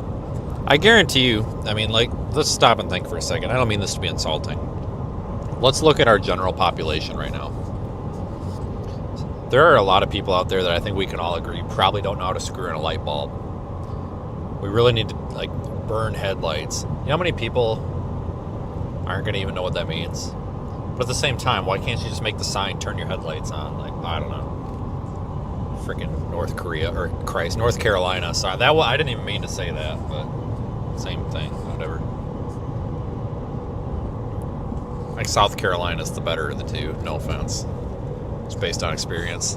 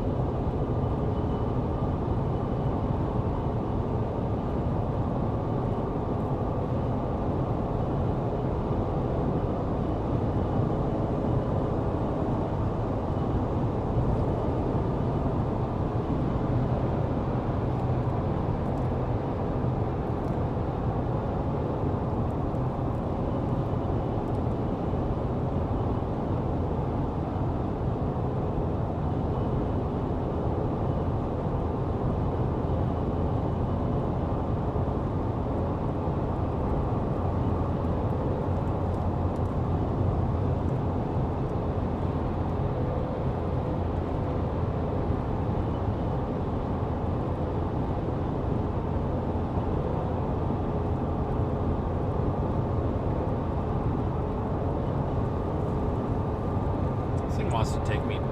No, never mind. Okay, we're good. I thought this wanted to do something stupid, but no, the GPS is right. For once.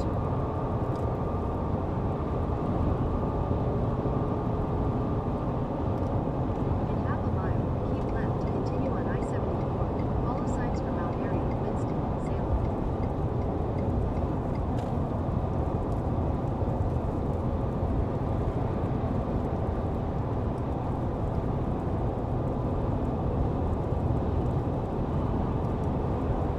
Keep left to continue on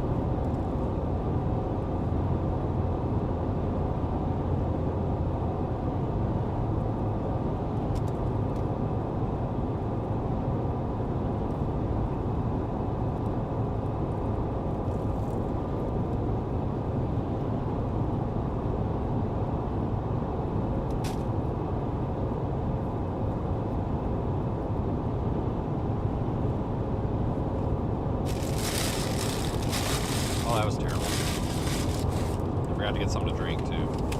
But I got a cookie, so that's cool.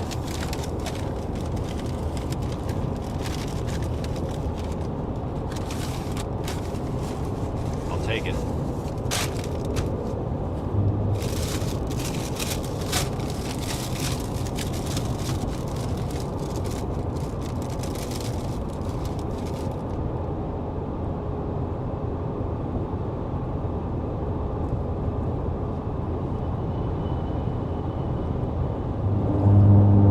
Sorry, that was my fault.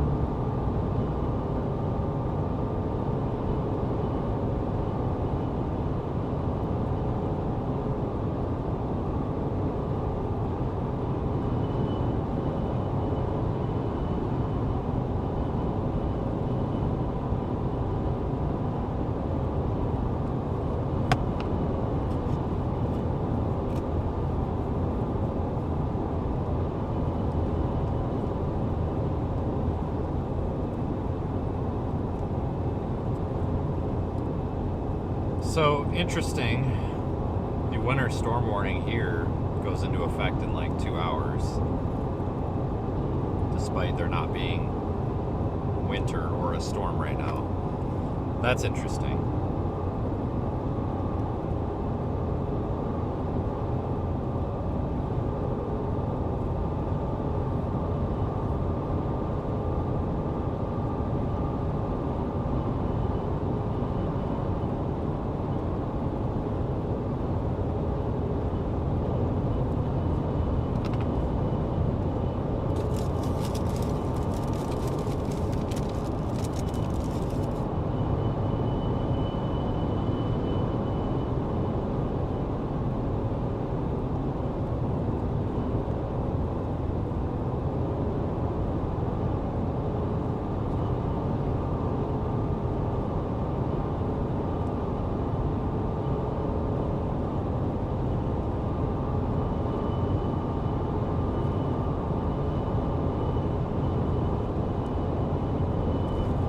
Yeah, it's actually not that cold out right now. Like, it really doesn't feel bad out. But that should change pretty soon, I guess. That's what I'm told anyway.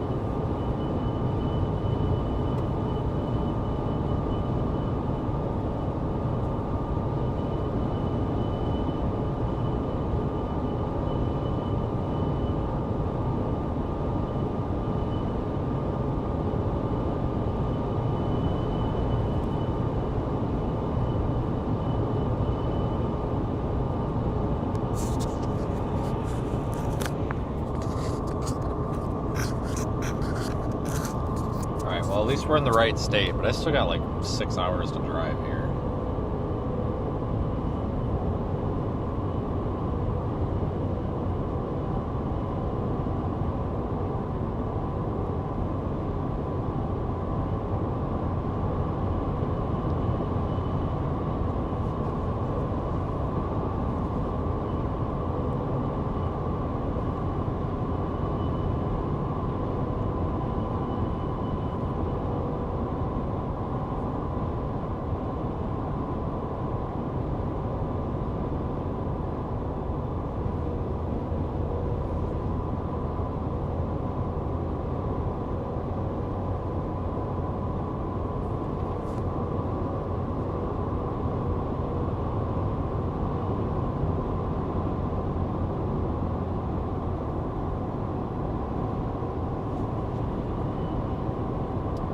I don't even know where Mooresville is. No clue.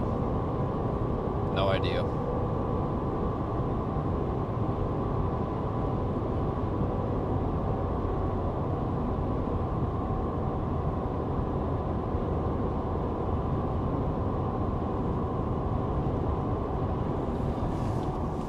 I tell you what, I know it sounds a little bit backwards, but I do need to find a car wash or something before tomorrow. Like, there's so much salt on this truck, even though I cleaned it before I came. Like, I barely can see out the windows and stuff now. Spray it off. Start over, I guess.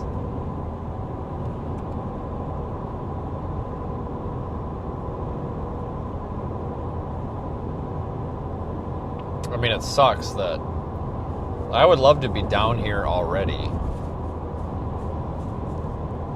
but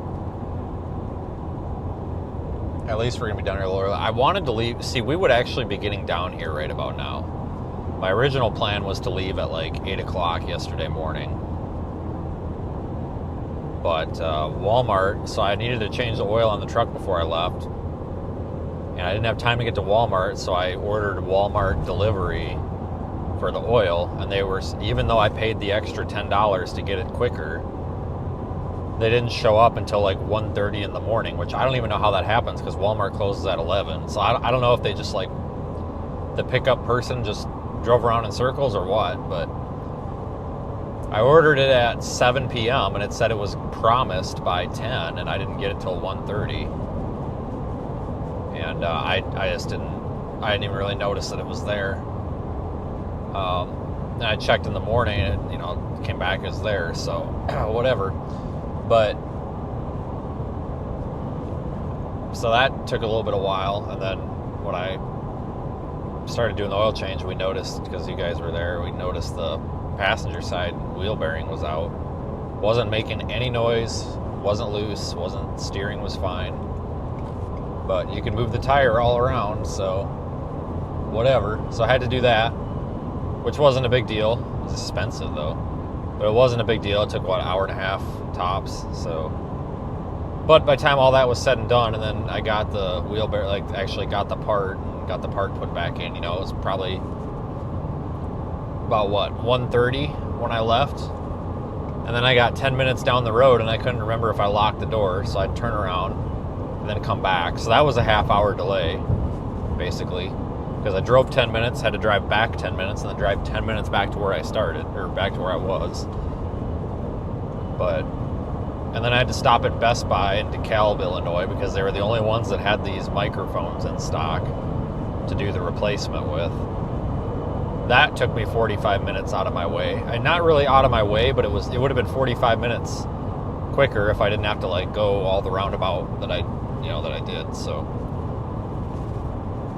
if I would have left when I wanted to yesterday, we probably would have made it all the way to like probably here. I probably would have stopped here and then got up at 9 just like I did, and we'd probably be getting there already, but that's all right. I was starting to, I'll be honest with you, there was a point where I almost just said screw it and didn't even bother coming out and just went to that stuff up in Chicago, which looks like was somewhat interesting. I mean, they're getting some pretty heavy snow up there, but nothing like we're going to get down here, so.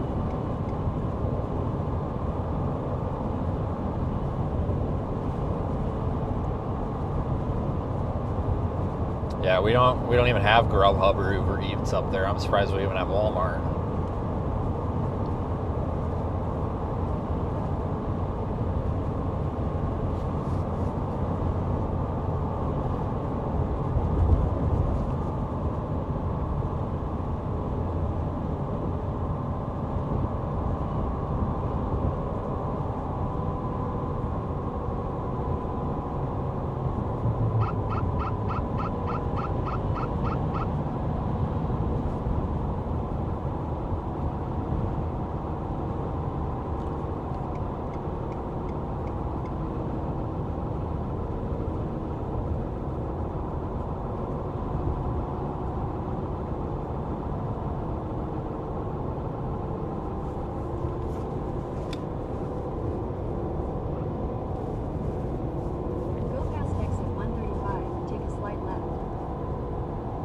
What? Take a slight left, then merge onto US 52 South. What do you mean a slight left? There's no left. It's a road, a straight road with a freaking guardrail. I wonder if this is the road closure that Google was just trying so hard to take me around. Continue on US 52 South for 16 miles.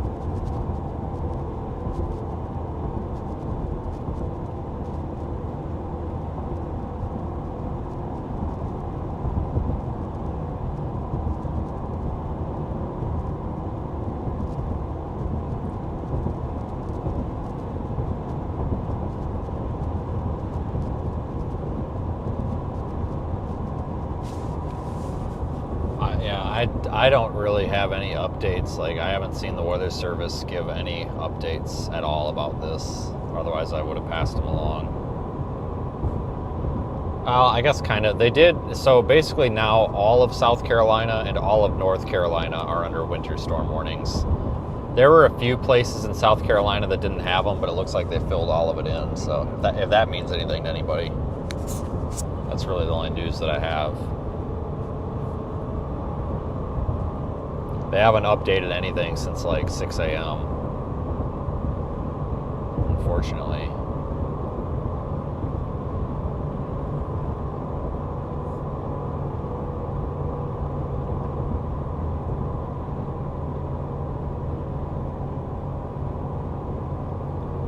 Yeah, we'll have to watch for like some flooding with this too. I mean, I don't think it's really being talked about.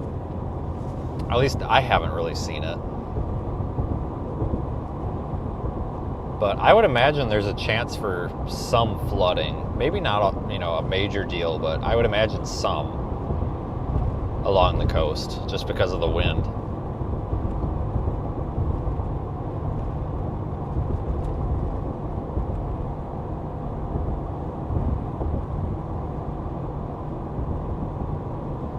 So I don't know if that's going to be a big deal or not, but it's something to kind of be mindful of too.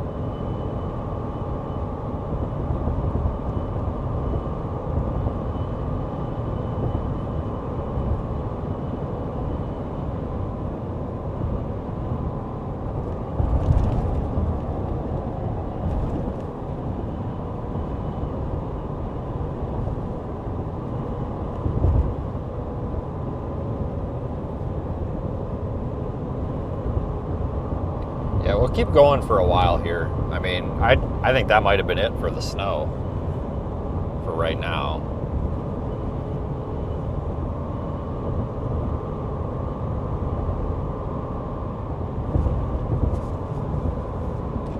But we'll keep going. There's quite a few people watching.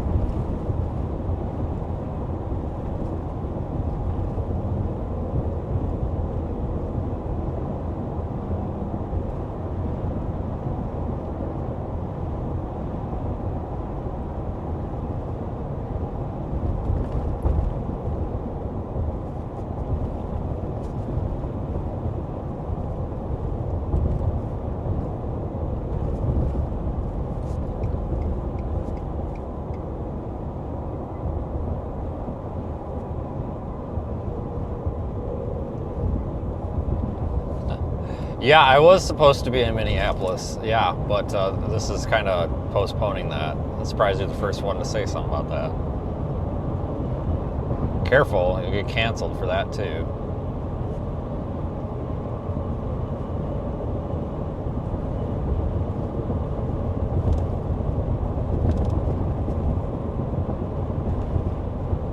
We have a really good audience. Here's the thing, like our actual audience, probably because they're the only people that can tolerate me. But I feel like my personality and attitude has really weeded out the crybaby type people. You know what I mean? Like, I feel like the people that we have here are very tolerant, like mostly respectable people, except for Patrick. I'm just kidding. Well, not, yeah, no, sorry. I think Patrick and I are like the same person. I kind of group Patrick, Eric, and Paxton and me like in the same like shit posting category, but still. But I feel like because of my personality, we really push away like kind of the, you know what I mean? Like the kind of like crybaby people. Like we really have a good audience over here. You know, because like we have people with lots of different opinions and we all have our opinions and people don't like cry if somebody's opinion is different. Whereas on the rest of the internet, if your opinion is different or if you say something that's misinterpreted, then oh my God, it's something. But we really do have a good group, I think. Like a good core group. I mean, every now and then we get a dumpster fire, but that's all right. It's good for the algorithm. This is true, Doug. Well, they might if they have a brick. But yeah, we do have good people here because it would be boring if all we talked about was the weather. You know, like it's like I've told people from the beginning, and maybe we lost sight of it because I didn't talk about it enough, but you know, my job isn't just driving around and videotaping clouds. It's to go somewhere and do something. I just happen to like the weather, so we're not going to just sit and, like, it drives me nuts when somebody's like, stick to the weather. And it's like, no, that's dumb, that's stupid, that's not what I do. Like, we're here to go on some sort of an adventure. Like, yeah, we're out here for the tornadoes and that kind of stuff, but there's other stuff in our lives too, you know.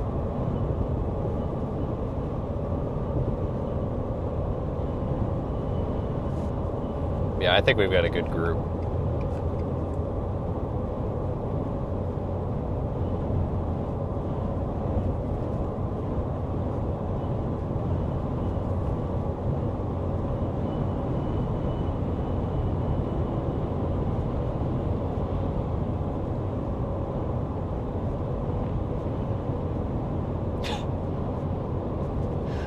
I'm such an idiot.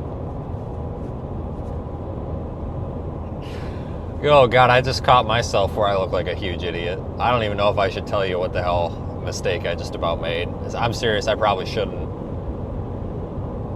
Okay, I'll tell you anyway. So they had a billboard up there, and it was a Charlie Kirk billboard, and it had 1993 to 1993-2025, and I thought it was a phone number, and I was about to say, what the fuck kind of phone number is that?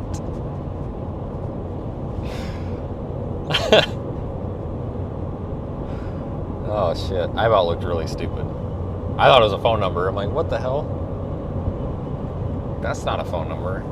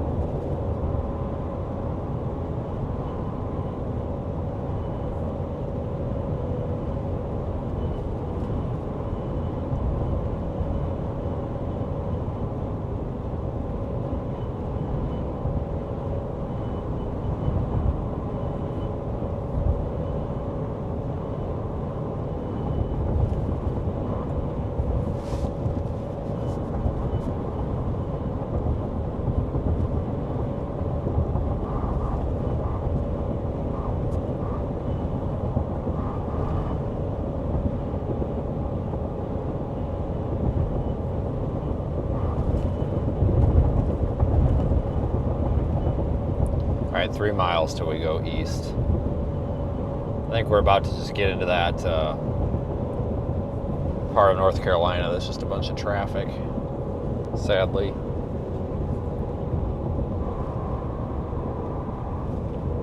Every time I'm out here, it's just traffic and more traffic.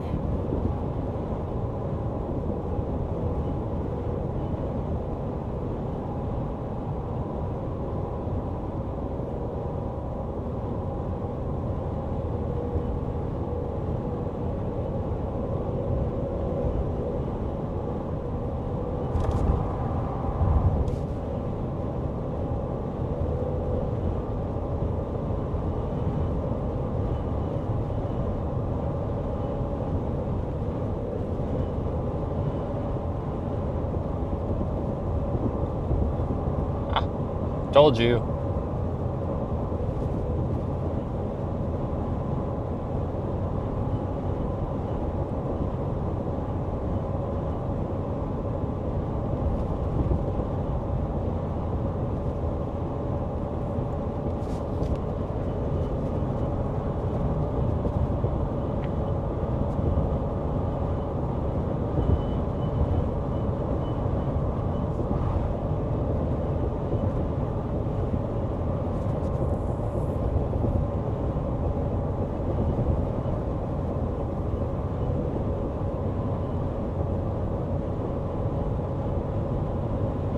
I almost think it would be, like, it says it's an hour and 20 something minutes slower from Wisconsin to go all the way down through Kentucky, like down I-75 to Knoxville, and then from Knoxville east on 40. It says it's an hour and like 20 something minutes slower. I almost think it might be faster, or at least the same, honestly, because there's I think it's Highway 35 that you have to take between like Columbus or something and West Virginia. I don't know, and I got stuck behind cars last night. I almost think it would be faster to just go straight down and over.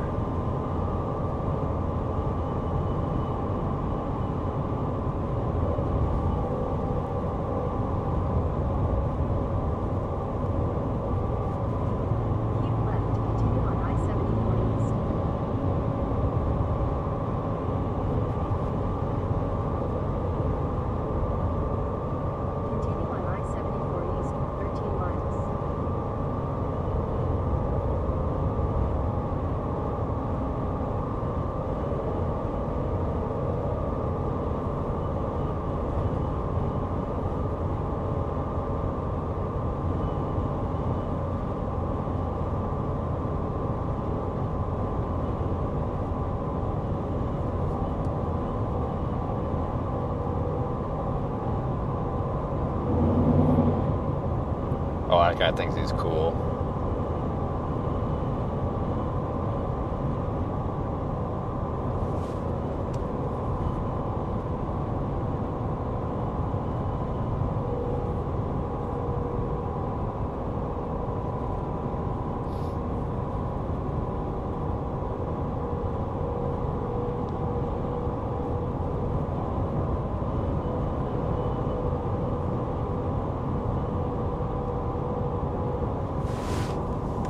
A lot of trucks pulled over today. Can't park there.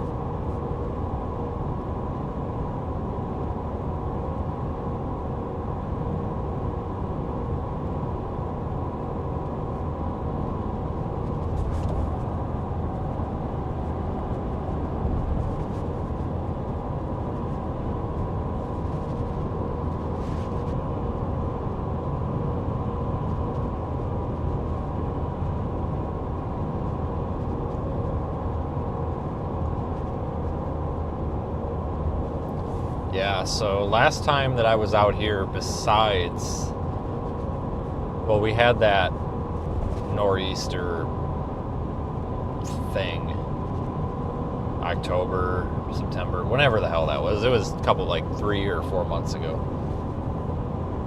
So besides that, we were out here once last year, maybe twice, like 2024. Before then, I think it was the ice storm in 2022. I think it was, yeah, it would have been 2022.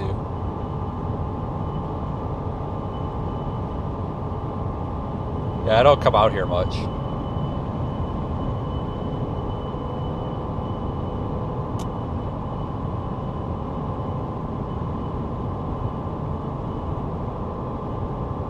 I mean, I'm not complaining. I mean, no offense to anybody that lives here. I'm sure it's great. It's just... it's what it is.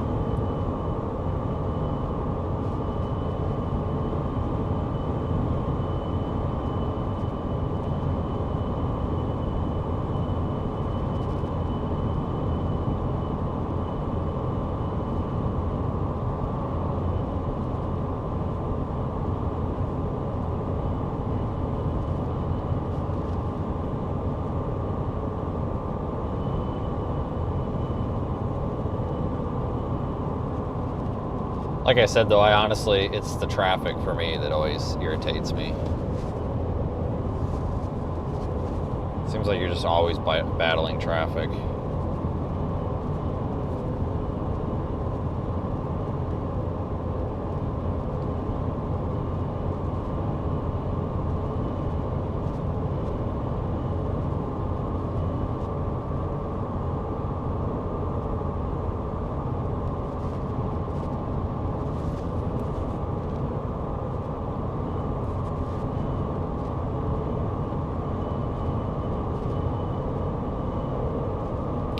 All right, what other questions did I miss? Because there were a bunch of questions that I intended on answering and then I missed them. I forgot them. I'm going to Eastern North Carolina. That's where I'm going.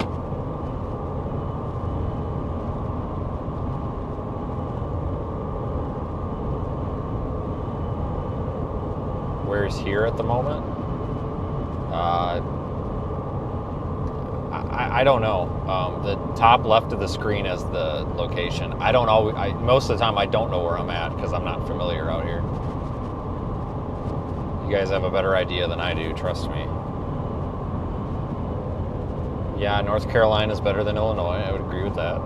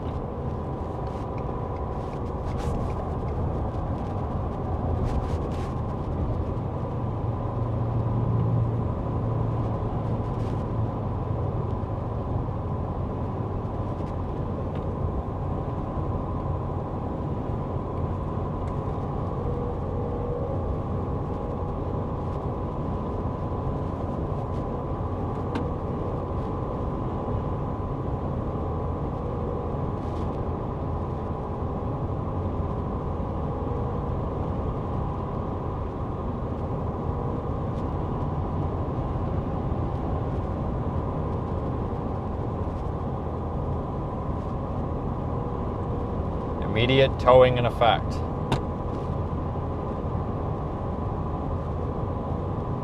Cool.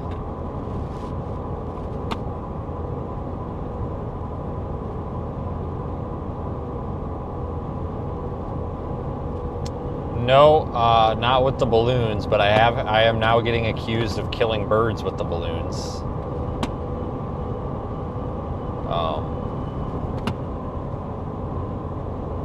You can't make this shit up, guys. Like I said earlier, there's always somebody on the internet that's going to have a problem with everything. Including the color socks you're wearing. Oh, yeah, great question, Caleb. The SPC outlooks are the dumbest thing I've ever seen. You know what, and I'm not one to trash the Weather Service. I'm definitely not trashing them. But from a social sciences perspective, listen, guys, these new SPC probabilities are terrible. Horrible. I want to know from the general public out here. You guys, right? Do you have any idea what the hell I mean if I tell you there's a 30% Sig 3 chance for tornadoes. Does that make any sense to you? Or I'm sorry, CIG, because it stands for like convective something. If I tell you there's a 30% chance for type 3 CIG tornadoes or something, does that make sense to you? Because it sure don't make sense to me. I literally work in the weather industry and I can't make sense of these outlooks. It's a disaster. It's a disaster. So what they're trying to, so right now you guys might be familiar that you've got your level 1, 2, 3, 4, and 5 categories, which is pretty simple.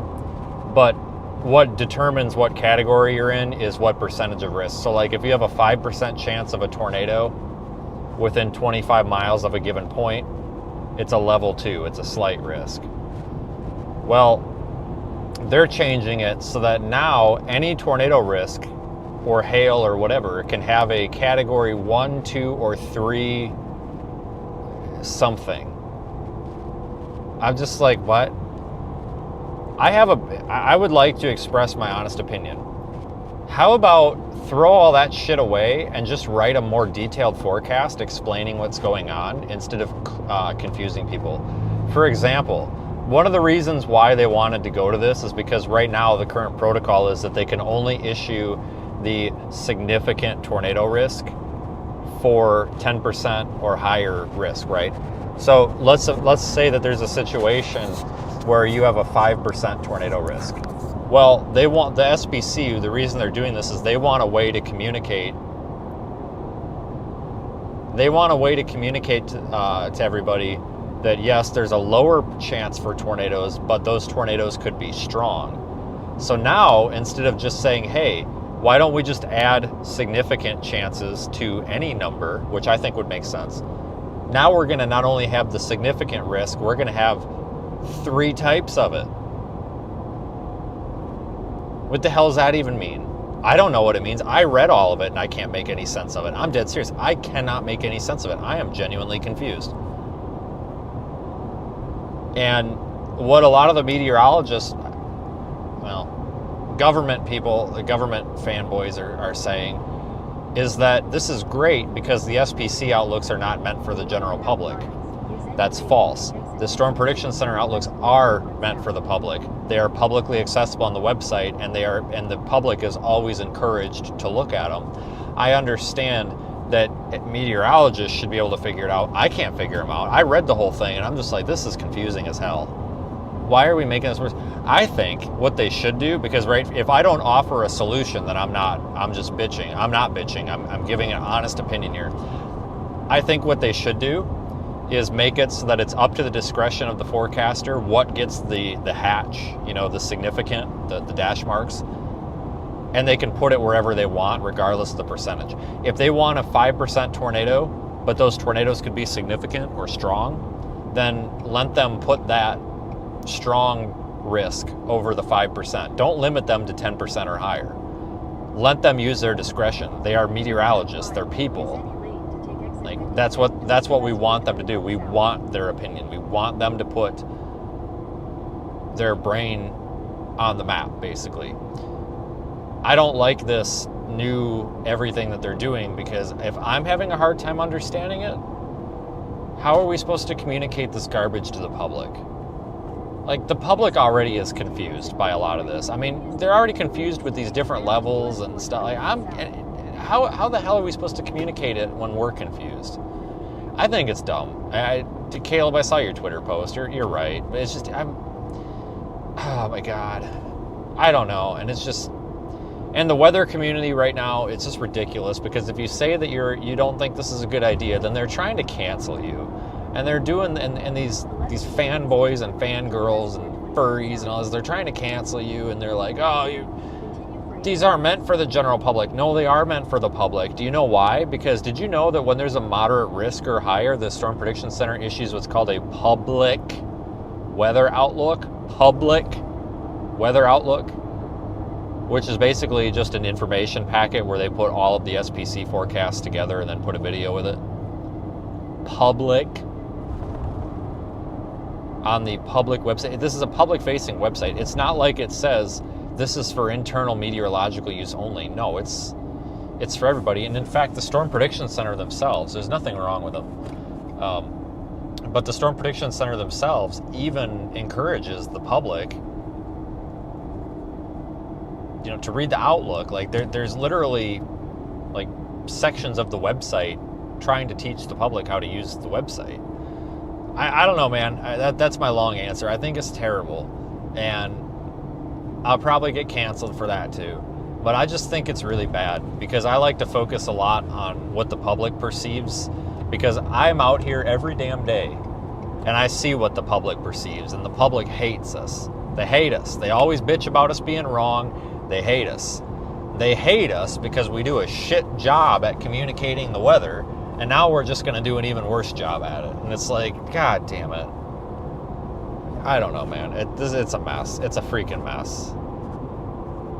I'm not going to be using it. I'm not going to be using it. I'm going to just be using the level 1, 2, 3, 4, and 5, whatever. And I'm not going to buy into it because it's going to confuse the audience. I'm just going to flat out tell you if there's going to be if I think there's going to be a tornado or not. So what this is forcing me to do is to issue my own, I'm going to come up with my own very simple way to communicate tornado risk. And it's not going to be level 2 plus level 3, or level 2 but it's only level 1. No, it's just going to be, I think there's going to be tornadoes here, not here. We're going to come up with a way to make this into a thing, but it's just, I don't know, guys. I'm really upset that they came out with this. I think it's really a step. I think it's good intention. I think it's great intention. But I don't think that it's the right way to do it.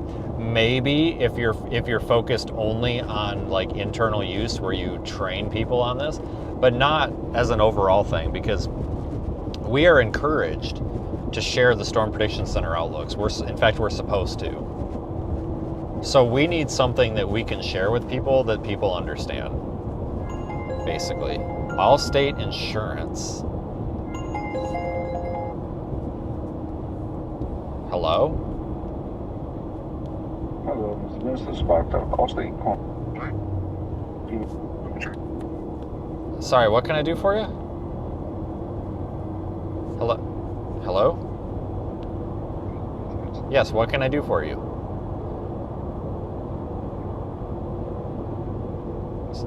State your intentions. And you just hung up on me. I'm calling them back. Because I keep getting calls from Allstate, and I don't know if they want to pay me or what.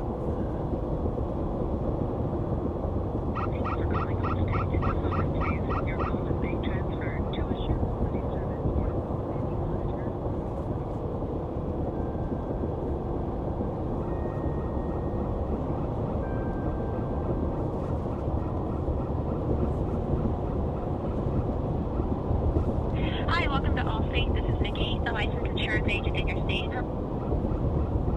Yeah, I got a phone call from this number and it got disconnected. You got any way to look up who called me? Because we were talking and then it just dropped. I wasn't sure what they wanted.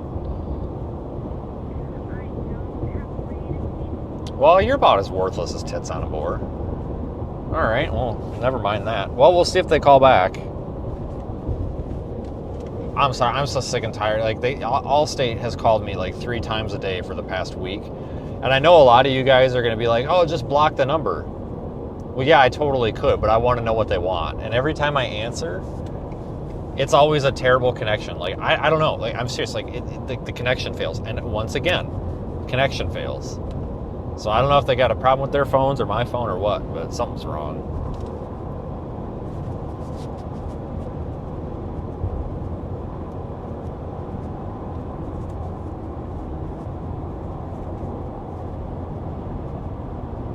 Well, they might want to sell me something, but I don't know. I don't know. Did somebody make a claim against me or what?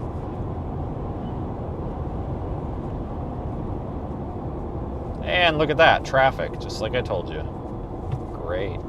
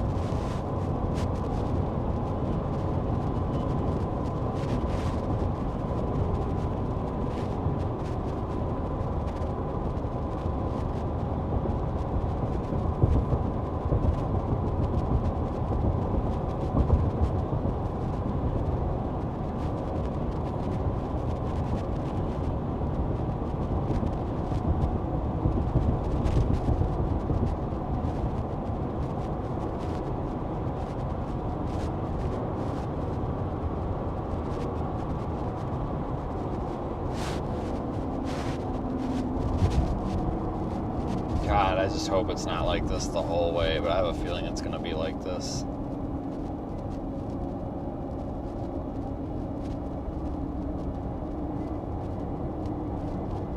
Especially at like 3 p.m. on a Friday.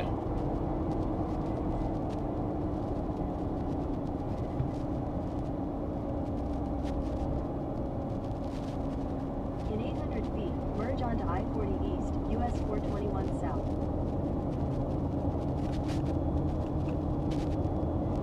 Continue on I-40 East for 5 miles.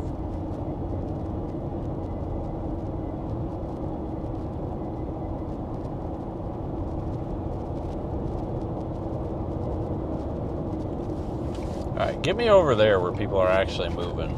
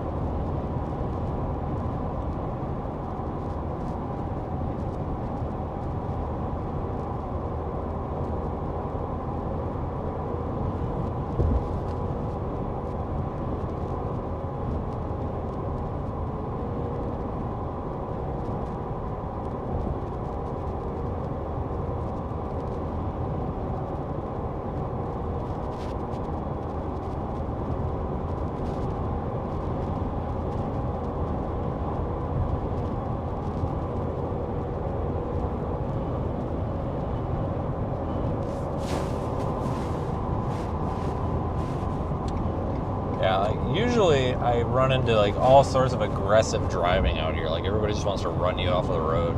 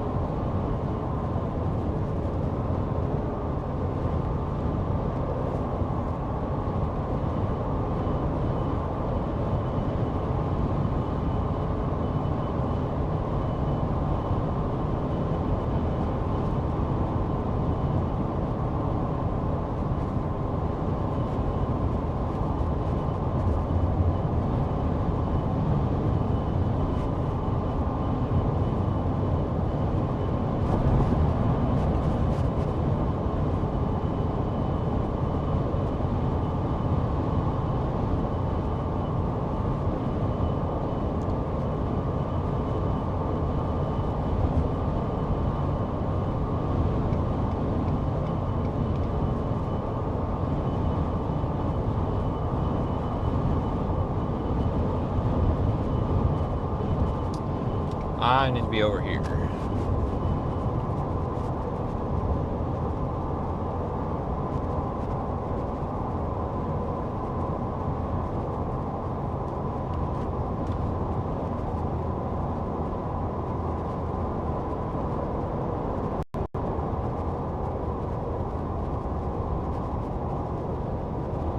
Watch out for this guy.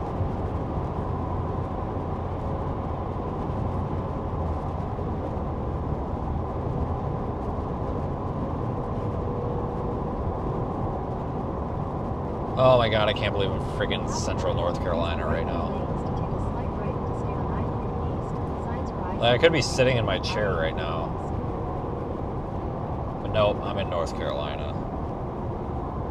Don't even ask me why.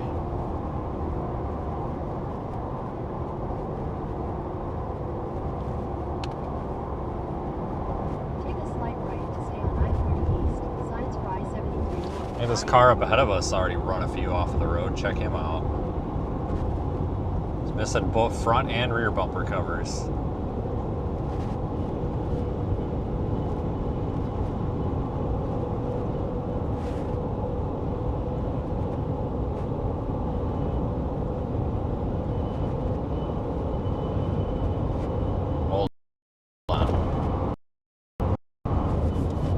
Hold on, you're about to get him. As soon as he turns his corner, this is great. That guy right there.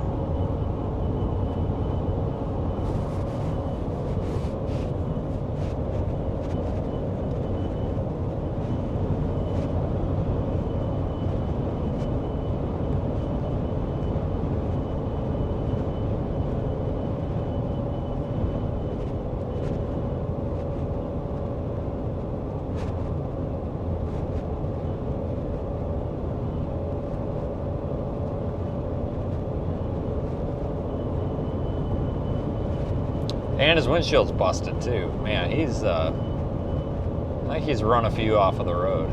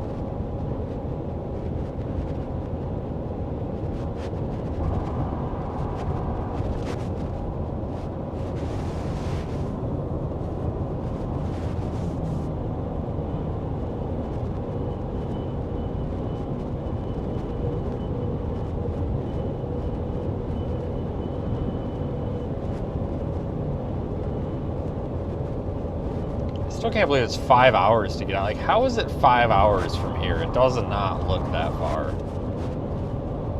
It looks like 2 hours, but obviously that's misleading.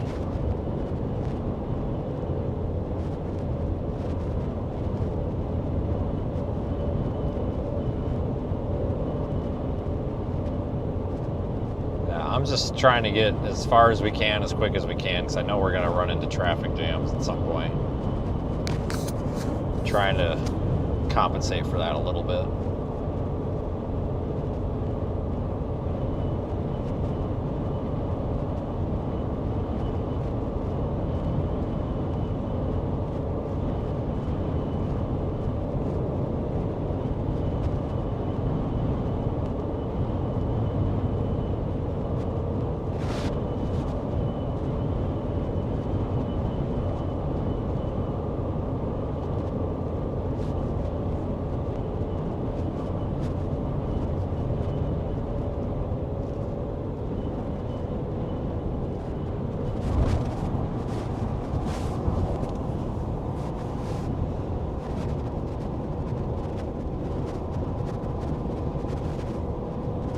Yeah, I did get the new wipers on, so well, hopefully it won't have as much of a problem as we did last time. But when it gets really cold out and you get all that ice on the windshield, it just ruins the wipers so fast.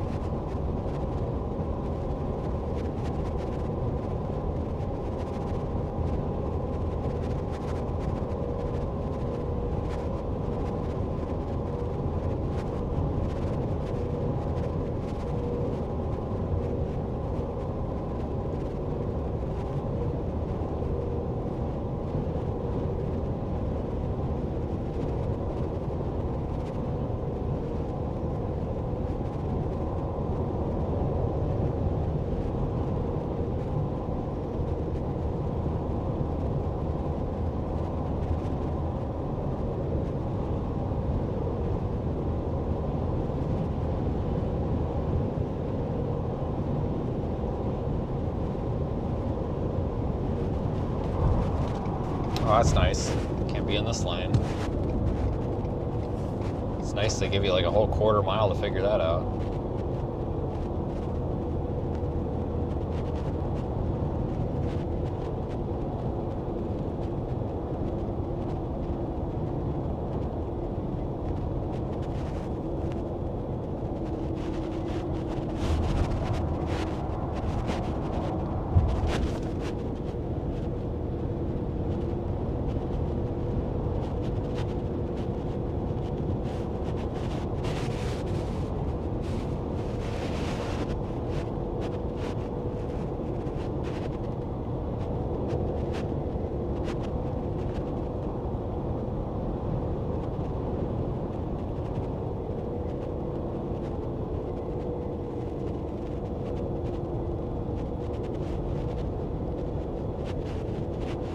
Yep, there's all the traffic.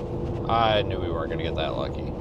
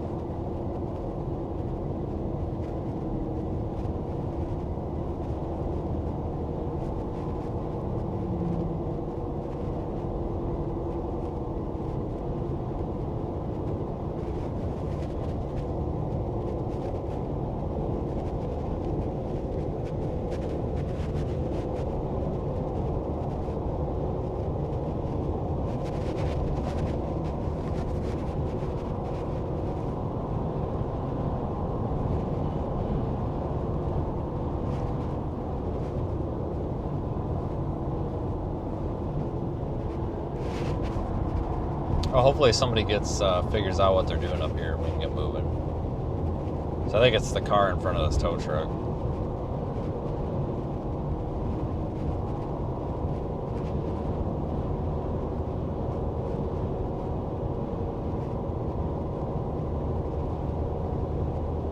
Alright, screw this.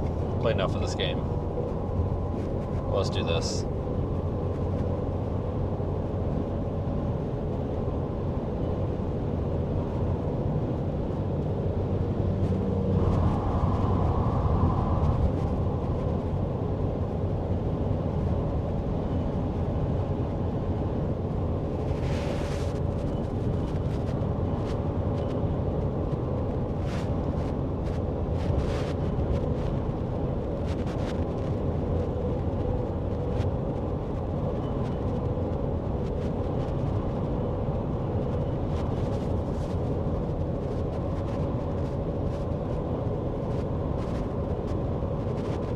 Yeah, I'll have to figure out where we actually want to go because the road network is kind of messed up out there when you get too far east.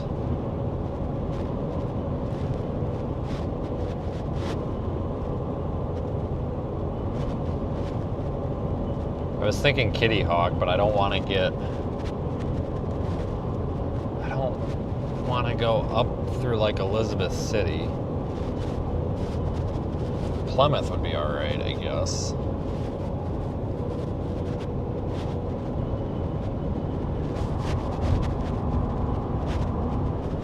Just kind of you kind of got to plan for the roads, otherwise it ends up taking hours to get around. Yeah, that's actually the route that it wants to take me. It wants to take me through Plymouth. Okay, 64. Yeah, that's doable, I guess.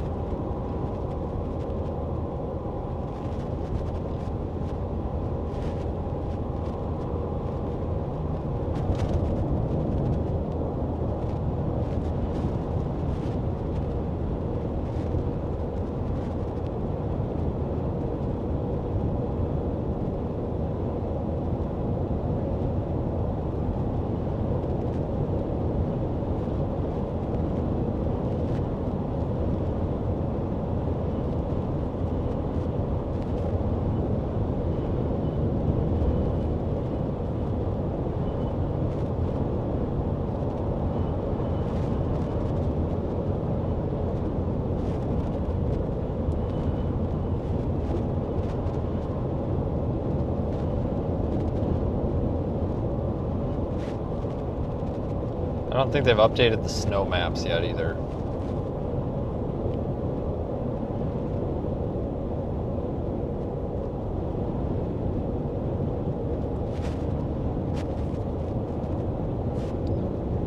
So they got 11.5 in Kitty Hawk, 11.5 in Manteo, whatever that is, and then Rodanthe is at 5.3.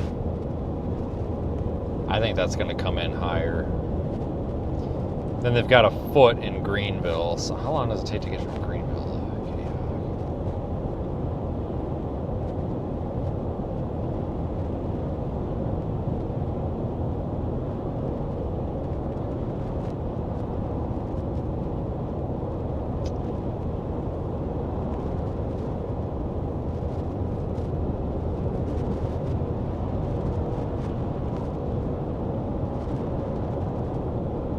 That's 2.5 hours? You're kidding me. Jesus. Well, that's where we're gonna have the most snow is east, so I don't know. We'll figure it out.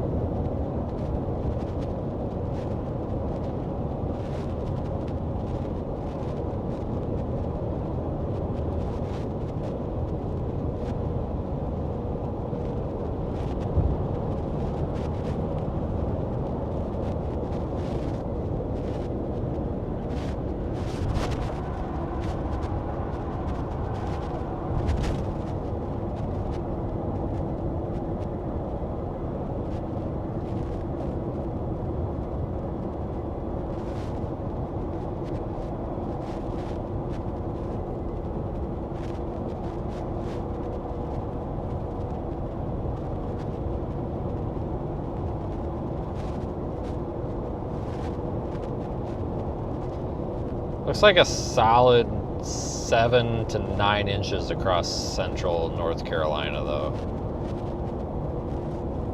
That's kind of just a general expectation.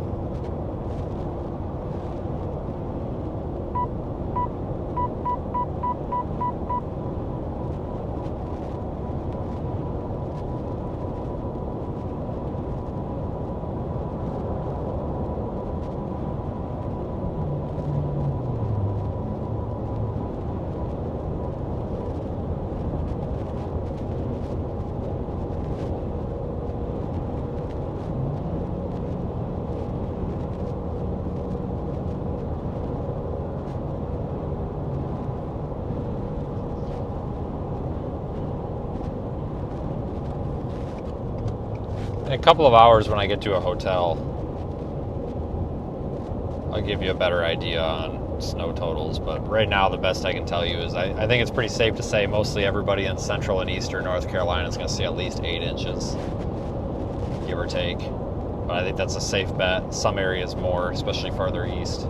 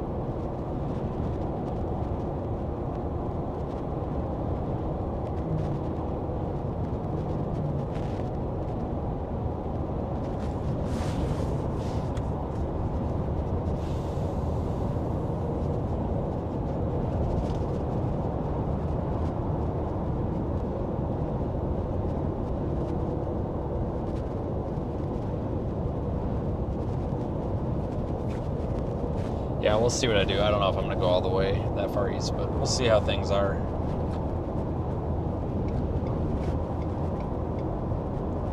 No, I'm in North Carolina. I'm not going to Georgia.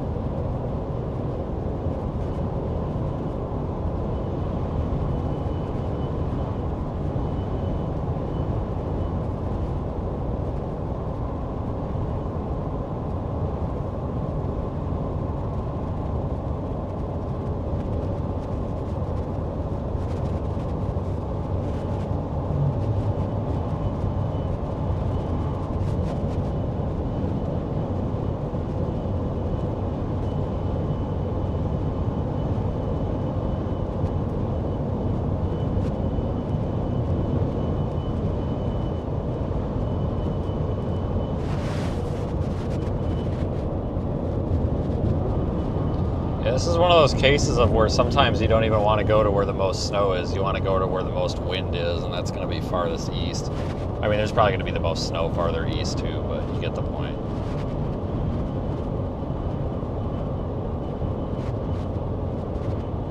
A lot of factors going into this.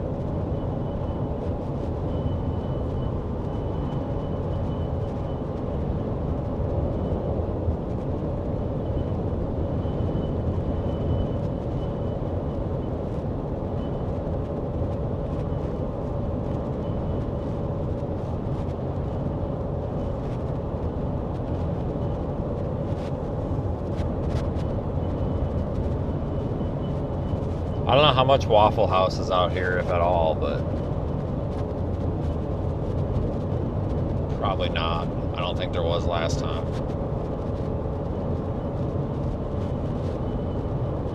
I have no idea how that place hasn't become a national chain, though. Totally put Denny's out of business. Denny's sucks. IHOP sucks even more. They take forever. I will tell you, though, there is one good IHOP, and it's that one in Lyman, Colorado. I hate to admit it. It's attached to the Pilot at Lyman, Colorado.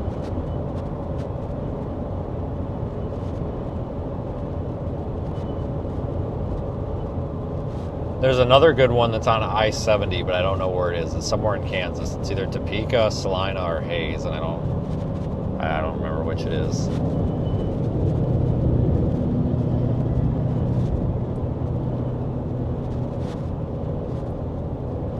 But yeah, that one at the in Lyman is really good.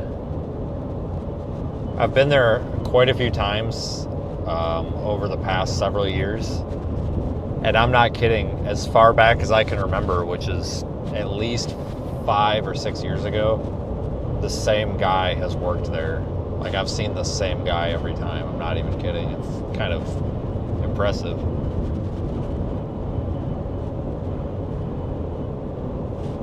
But yeah, that one's a good one.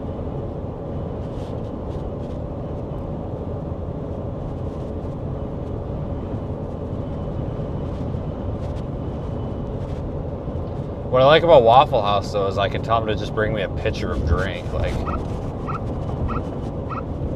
the problem with these restaurants, they put so much damn ice in the cup. Like, you get like 3 ounces of drink inside of like a 20-ounce cup. Like, routinely, the very few times that I actually go into Waffle House, I tell them to just bring a pitcher of whatever the hell. And they always look at me weird, but they always do it. And I tell them, like, it's either that or you have to refill the cup every 2 seconds. Because I drink a lot. And it's like, just bring the thing over. Because otherwise I feel bad making them refill it every 2 seconds.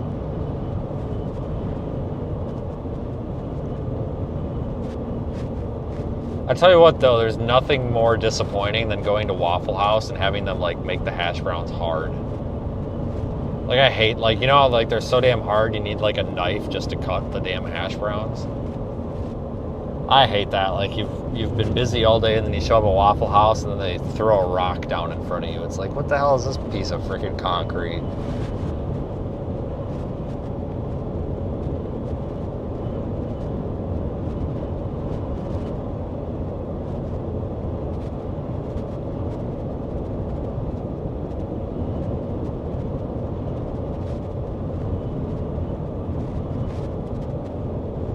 Adam and Eve. Oh wow, look, you can go buy a rubber wiener over there or something, I don't know.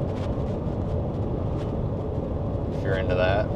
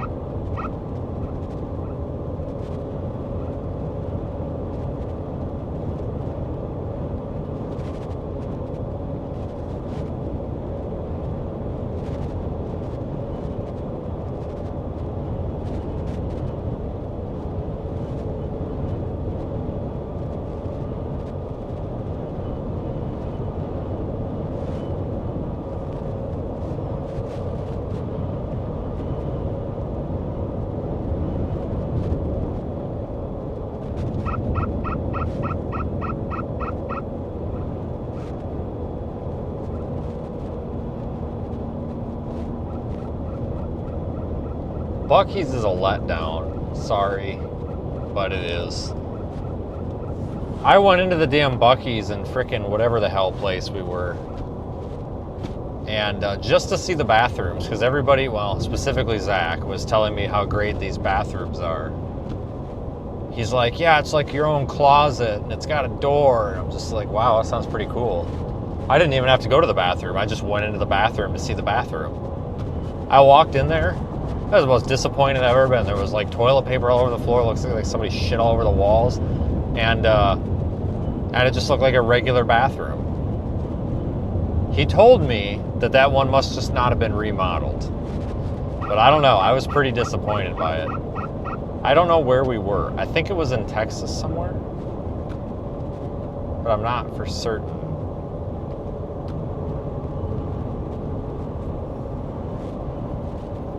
Yeah, I was really disappointed. I felt like I got lied to.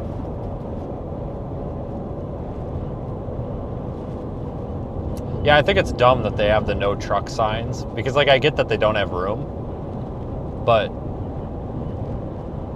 I mean, they could say no trucks with trailers. I mean, I don't know. They could be a little less, like, I don't know. You know, they would, I mean, they got enough business, but they would have even more if they would be a little less, like, crappy.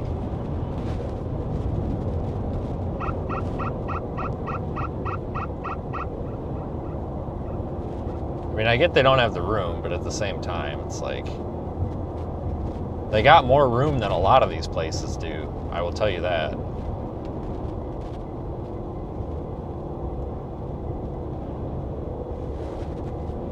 I'm going to this Love's. I need something to drink. I gotta get out of this car too. I've been sitting too long. Look at this freaking little boat. Man, wow, that's quality fishing boat right there. Looks like something from a murder movie or something.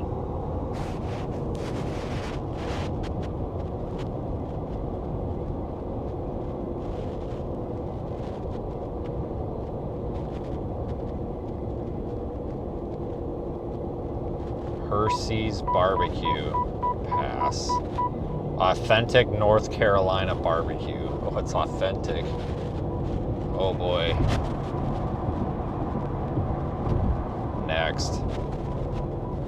I don't do barbecue. I do it without the sauce. I just don't do the sauce. I don't do sauces. It's gross. No sauces. But the thing is, though, if you go to like an actual barbecue place and you tell them that you don't want like the barbecue sauce, they'll actually like give you something without sauce. I thought this was a Love's. This is a shitty Pilot. Maybe it's the next exit. In a quarter mile, merge onto I-40 East, I-85 North. Cripes. I'm not going to this. This Pilot's a dumpster.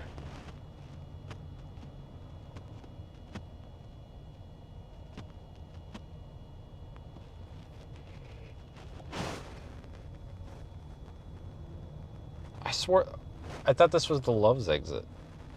Oh, it's the next exit. Well, don't worry, guys. We're just going to bypass this. I'm not going to frickin' Flying J. You know what the J stands for? Can't tell you. No, that Love's isn't the best, but it's better than this frickin' Flying J over here.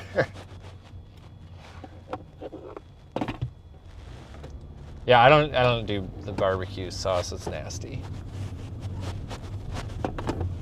But if you go to like one of those, like an actual like barbecue place, the thing is, I know this sounds ridiculous, but people like me that don't eat weird shit, when you go to these like restaurants, a lot of times like the wait staff like makes fun of you for what you're ordering. There's two restaurants, and I'm not kidding, there's two types of restaurants that never make fun of what you order. The Mexican restaurant and the frickin' barbecue restaurants. Because you go to the barbecue restaurants, and if you're like, hey, can I have something that doesn't have the sauce on it? They're always like, yeah, we'll just give you some without sauce. And they don't give a shit. Like, they're just happy that you're giving them money. Or the Mexican place. I don't do Mexican food, but I eat at Mexican restaurants. Because they have this thing, and it's basically beef and rice. And I don't know exactly what it is, but it's always good, and they all have it, and it's consistent, and I like it. So I always ask for that or whatever. And it's never like, oh, stupid American. No, like they're just like, oh yeah, thanks for shopping in our restaurant. But damn, you go to an Applebee's, like the one in frickin' Hayes, and you tell them that and you get a steak and it sucks. Oh my God, it's just, well, what? I thought everybody liked them well done. No, I don't want it fricking raw. Like, sorry. Like, because there's a difference between raw and rare, and what you just put down in front of me is definitely raw. Oh, I hate that. Like, you go to an Applebee's, like, so Applebee's does this a lot too. They're really guilty of it all the time. I don't like stuff on my cheeseburger. I just want bun, cheeseburger, cheese bun, right? And I tell them, I want the cheeseburger, but I don't want, I'm like, just leave off the lettuce, the tomato, like leave everything off. And they're always, and like this last time, the girl's like, you want nothing on it. And I'm like, no, just the cheese. And like she was looking at me and she's like, are you ordering off the kids menu? And I'm like, no, I just don't want to eat a salad on my cheeseburger. Like, I'm gonna start telling these people that I'm allergic to whatever I'm telling them that I don't want. I'm gonna just be like, no, asshole, I'm allergic. Do you feel better now? Like, or it could be the opposite. I don't know if it was, Merge onto I-40 East. I don't remember where Zach and Aiden went with me, but it was in Cumming, Georgia. But I don't remember if it was the Outback Steakhouse or if it was the, Then, at the next one, turn right onto Beverly Pool what Lane. was it? Was it Outback? It was either Outback Steakhouse or Longhorn Steakhouse. Regardless, that's where the waitress hated us and wouldn't sell Zach a beer because At the light, he turn had a right onto Tennessee Beverly Pool Lane. ID, not a Georgia ID. And she was like, I can't accept that. That's from Tennessee. And it's like, it's an ID. Like, believe it or not, because we are the United States of America, part of our interstate compact is that other IDs from other states are valid in other states. Like, wow, funny how that works. Like, that's nothing new, right? Head toward Oh boy, Hollywood not to her Hollywood though. Road. She was just, god dang, she wasn't having it. Like, she was not pleasant. We tried making her day better, but it wasn't working. She just wasn't very nice. She was just an asshole. Jack in the Box gave you a raw potato.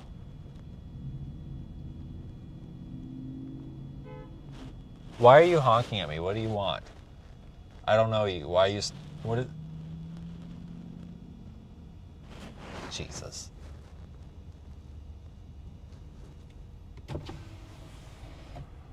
You good? I'm parked. Oh my god. No, dude, I'm in a parking stall. I ain't going nowhere. Yeah. Sure. All right. You fucking idiot.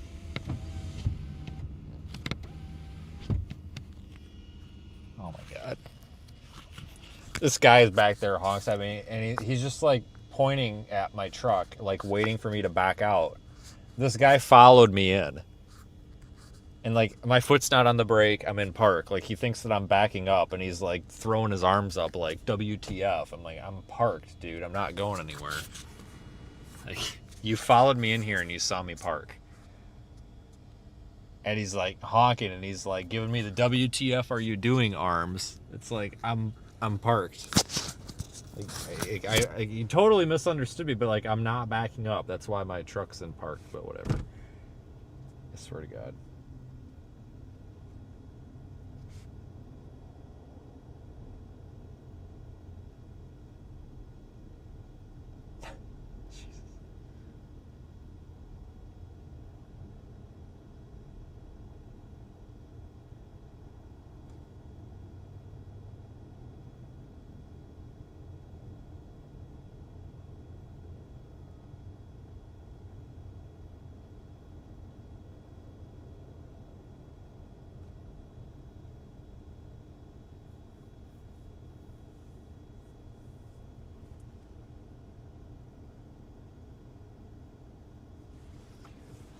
God dang, latest HRRR is putting a lot of snow in Myrtle Beach. God, do we need to go down there instead? God, wouldn't that be something?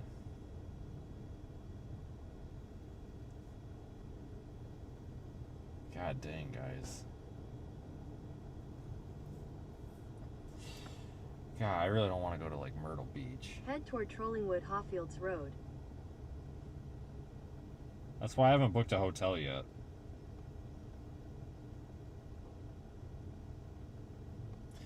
I don't know if I believe the HRRR though, guys.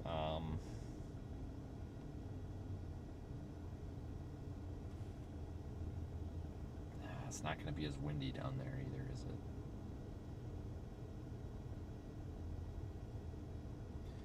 Yeah, you're not going to have the wind component down there.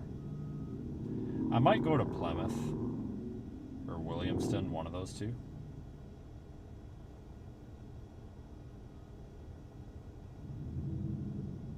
I mean, I don't have a problem with... I mean, Kitty Hawk's probably where it's going to be, but I don't know.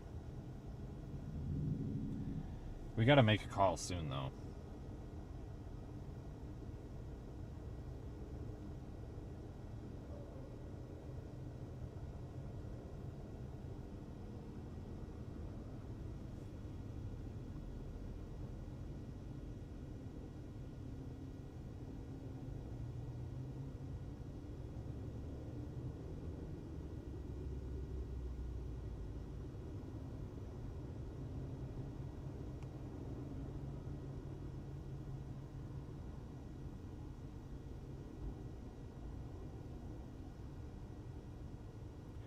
I swear to God, people, you know how dumb people are?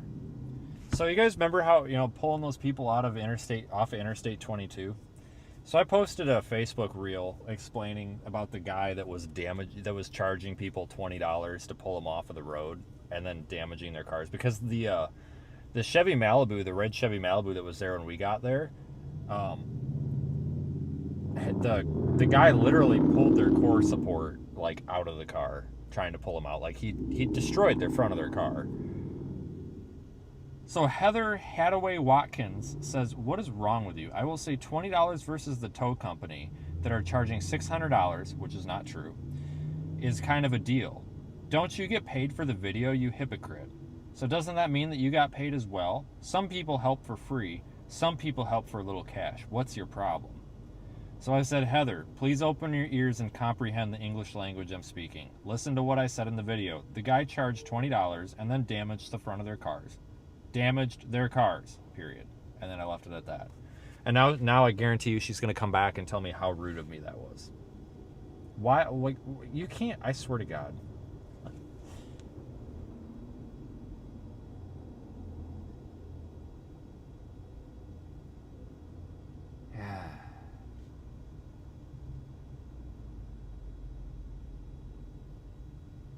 I'm just looking at Facebook. I'm not seeing a whole lot of panic, which is good.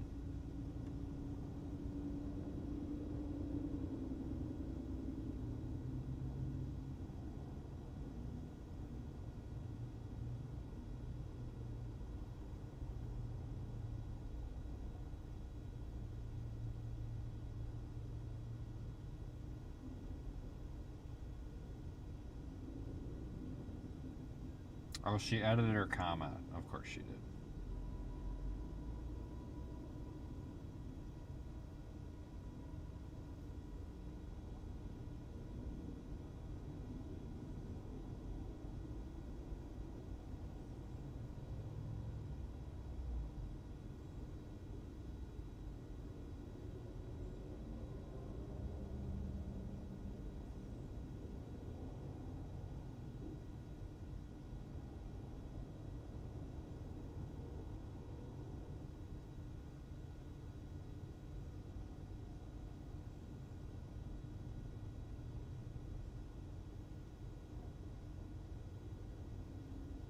I'm just reading these winter storm warnings.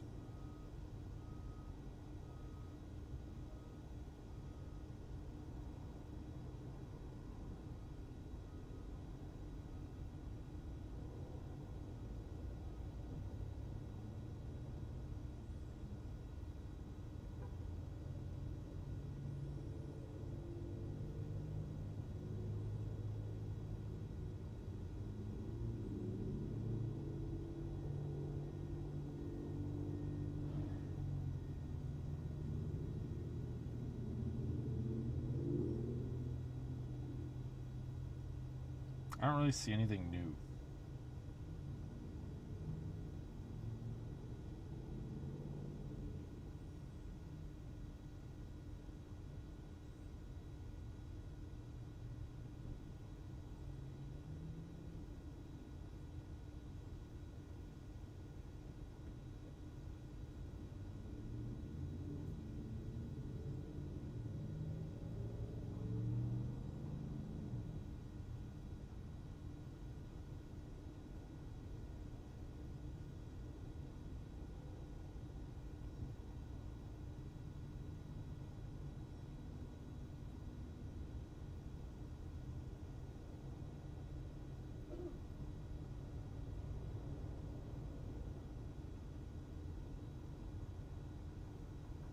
Yeah.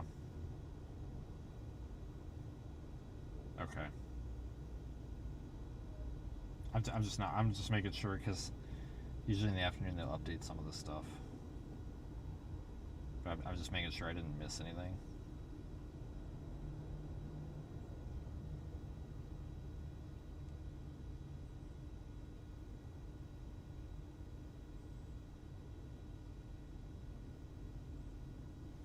And I don't think so.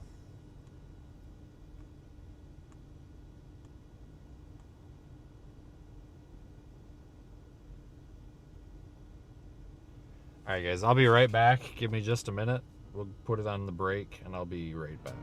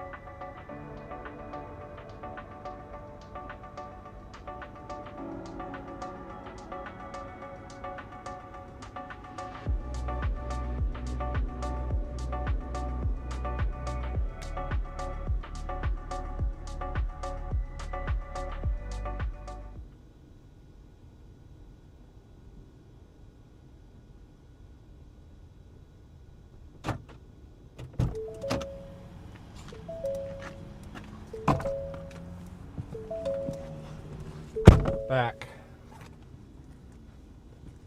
Okay, let's get out of here.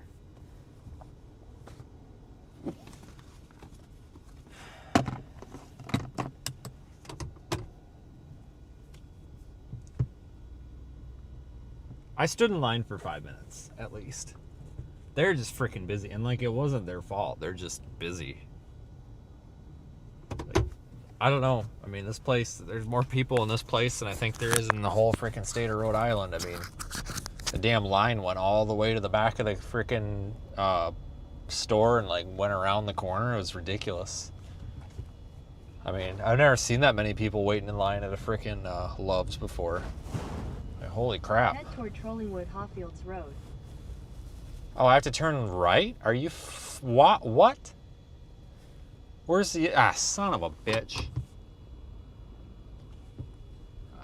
Sorry, I'm just backing up. This is illegal, by the way.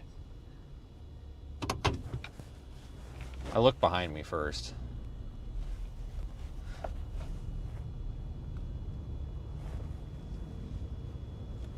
Yeah, I'm not kidding. This place was packed.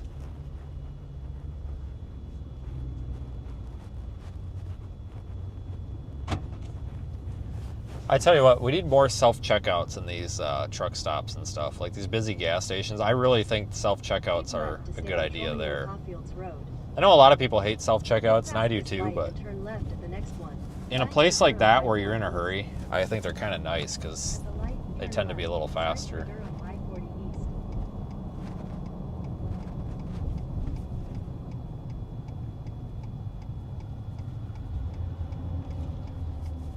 Yep. Well, that's all right. Somebody will post on Twitter about how I backed up. Remember the other night in the ice storm, how I went through the median to switch so we could get... We were going south, but we needed to go north because of that car wreck. And me and that other truck, we went through the median. Yeah, I'm not kidding you. A 17-year-old on Twitter posted that, trashing me, saying I don't know how to drive.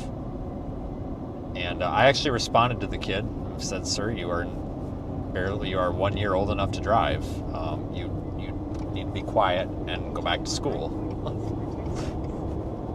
And then I got told that was so rude of you to talk to a child like that. Well, as parents, they aren't. So somebody needed to.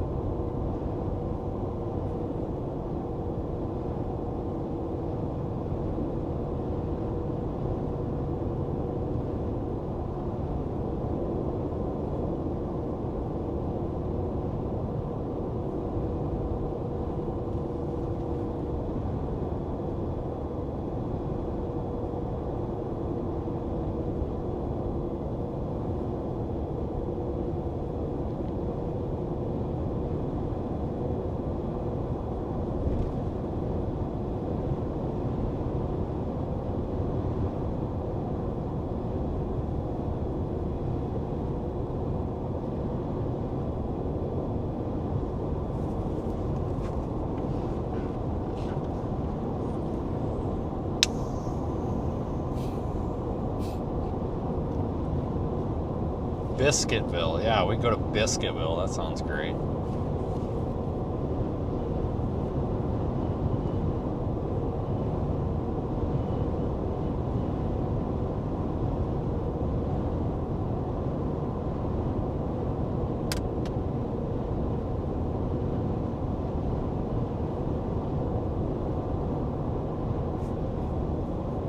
I can keep it in my lane here.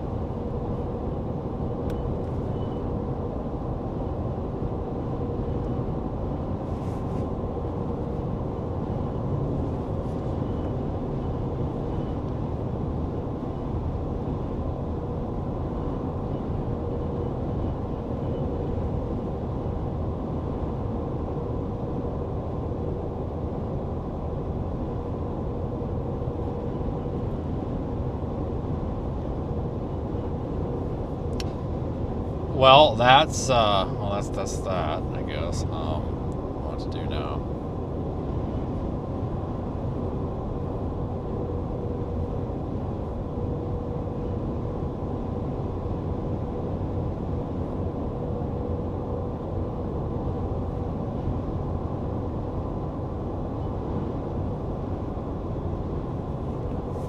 Well, guys, honestly, that might just be about it.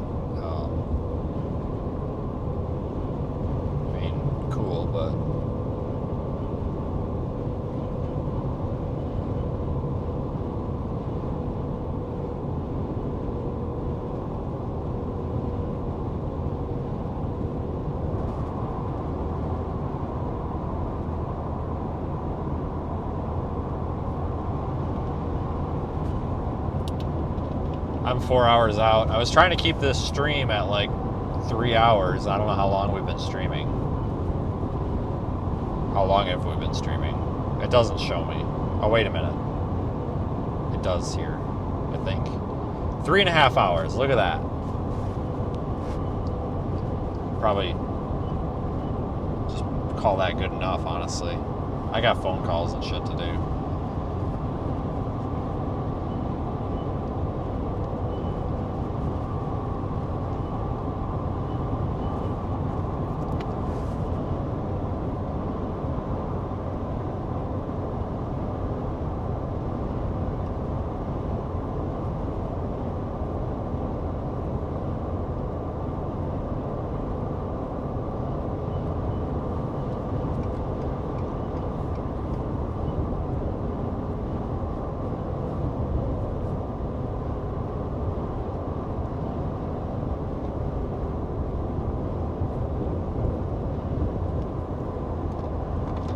I'll be live again later. I'll do a quick live stream later to kind of give everybody the plan. But right now, my plan is just to go to Kitty Hawk. You got Highway 64 is the only way to get out there. unless you go north out of there, but I don't want to go north out of there. Like, I want to be able to get out of there if we have to in the morning. It's not going to be bad out there until mid-morning, so the good thing is Highway 64 is like the only way out there, unless you go north. So I would imagine if anything is actually going to get a plow, it's going to be that road because it is the road. So I'm not worried about that. I'm just more worried about other cars blocking the road. So otherwise, my thought is I'm probably going to go to Kitty Hawk. I'm probably not going to go south of there. I might, but I also don't want to get stuck down there on Highway 12 with the freaking ocean across the water or the road again. That would be really a pain in the ass. But I'm thinking about going out toward Kitty Hawk and then staying there tonight and then just going from there in the morning. The other alternative is like Williamston. Is it Williams? Yeah, Williamston. Or Plymouth. One of those towns is a Hampton. It's either Williamston or Plymouth. Whichever one. Otherwise, that was my other choice, because then you can drop south out of there too. Go down to like New Bern. But you have like Wilson and Greenville as like alternatives. Like basically what happens if everybody east stays home and like there's no chaos and like nothing's happening, then it might make sense to come back to a bigger town, which would probably have to be Greenville. Maybe Williamston? I don't know. But probably end up being Greenville. So I don't know. I might even stop before then. I don't know what I'm doing yet for sure. I'm going to book a hotel last minute because I don't want to get screwed. But I'm going to probably shut it down because I got stuff to do. But I appreciate everyone who watched with us. Yeah, well, Highway 12's been fixed, but it seems like every time it gets fixed, it gets... See, my thing is, I don't know... I mean, this is going to be a short duration wind event, so yeah, like the overwash and stuff isn't going to be as big of a deal, but normally you've got them out there like maintaining it during stormy conditions, but I have a feeling that the winds and the snow are going to be so terrible they're probably not even going to touch it, so I'm afraid they're just going to leave it and then hope for the best, and then it ends up being a mess. But I don't know. That I know that that road has been a local problem for a long time. Like, I know there were proposals like 10 years ago to just rebuild it, elevated. Because what is it, like that 5-mile stretch or whatever, that bypass or whatever, where they actually elevated it. I mean, that part's great.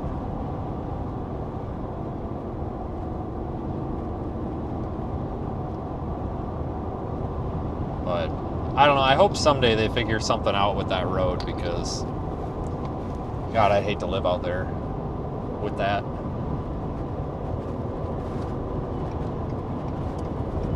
That whole Outer Banks region, though, real quick, before we're wrapped up, a lot of the locals are sick and tired of outsiders bitching about, because here's the problem, and I totally side with the locals here. So many people, every time that there's any sort of erosion problem out there, people are like, it's a sandbar. What do you expect, you idiots? That's why you shouldn't build your houses out there. Okay, it's not a sandbar. Okay, a sandbar is a little blob of sand in the middle of a river or a lake. Okay, this is an established piece of land. There's dirt there. It's not just sand. It's not a sandbar. There's dirt. Like, yeah, it is. It's basically a barrier island, which does change with nature. But that place has just been shafted by nature more than, like, 2025, that place just got shafted. I mean, on a normal year, the beach erosion isn't like it was. Some of these areas had like 150 feet of beach erosion last year. Like that's not normal. The normal erosion rate is like a foot or something a year. I don't know, but they basically got shafted. This was one of those unlucky seasons where just like everything goes wrong. And now they've got a freaking blizzard coming. I hate when I go on Facebook and everybody's just like, oh, stupid idiots out there, screw them. And it's like, well, like, you realize they didn't build their houses on the water. Like, when the houses were built, the beach was like 700 feet farther out, like, if not more in some places. So I don't know. It'll be, the comments tomorrow are going to be interesting if we find ourselves on the Outer Banks, because just trust me, there are going to be some interesting comments. Lots of know-it-alls. No, the winds tomorrow, I mean, you might have like 60 to 70 mile an hour winds, probably not 90. But I mean, I don't think the wind, like, it's going to be an all day and an all night thing, whereas these past like nor'easters and storms, that they've lasted longer than that. So I don't think it's going to be as big of a problem, but I'm sure something's going to go wrong, because every time there's wind out there, something goes wrong, you know? I mean, it seems like that's how it is, so.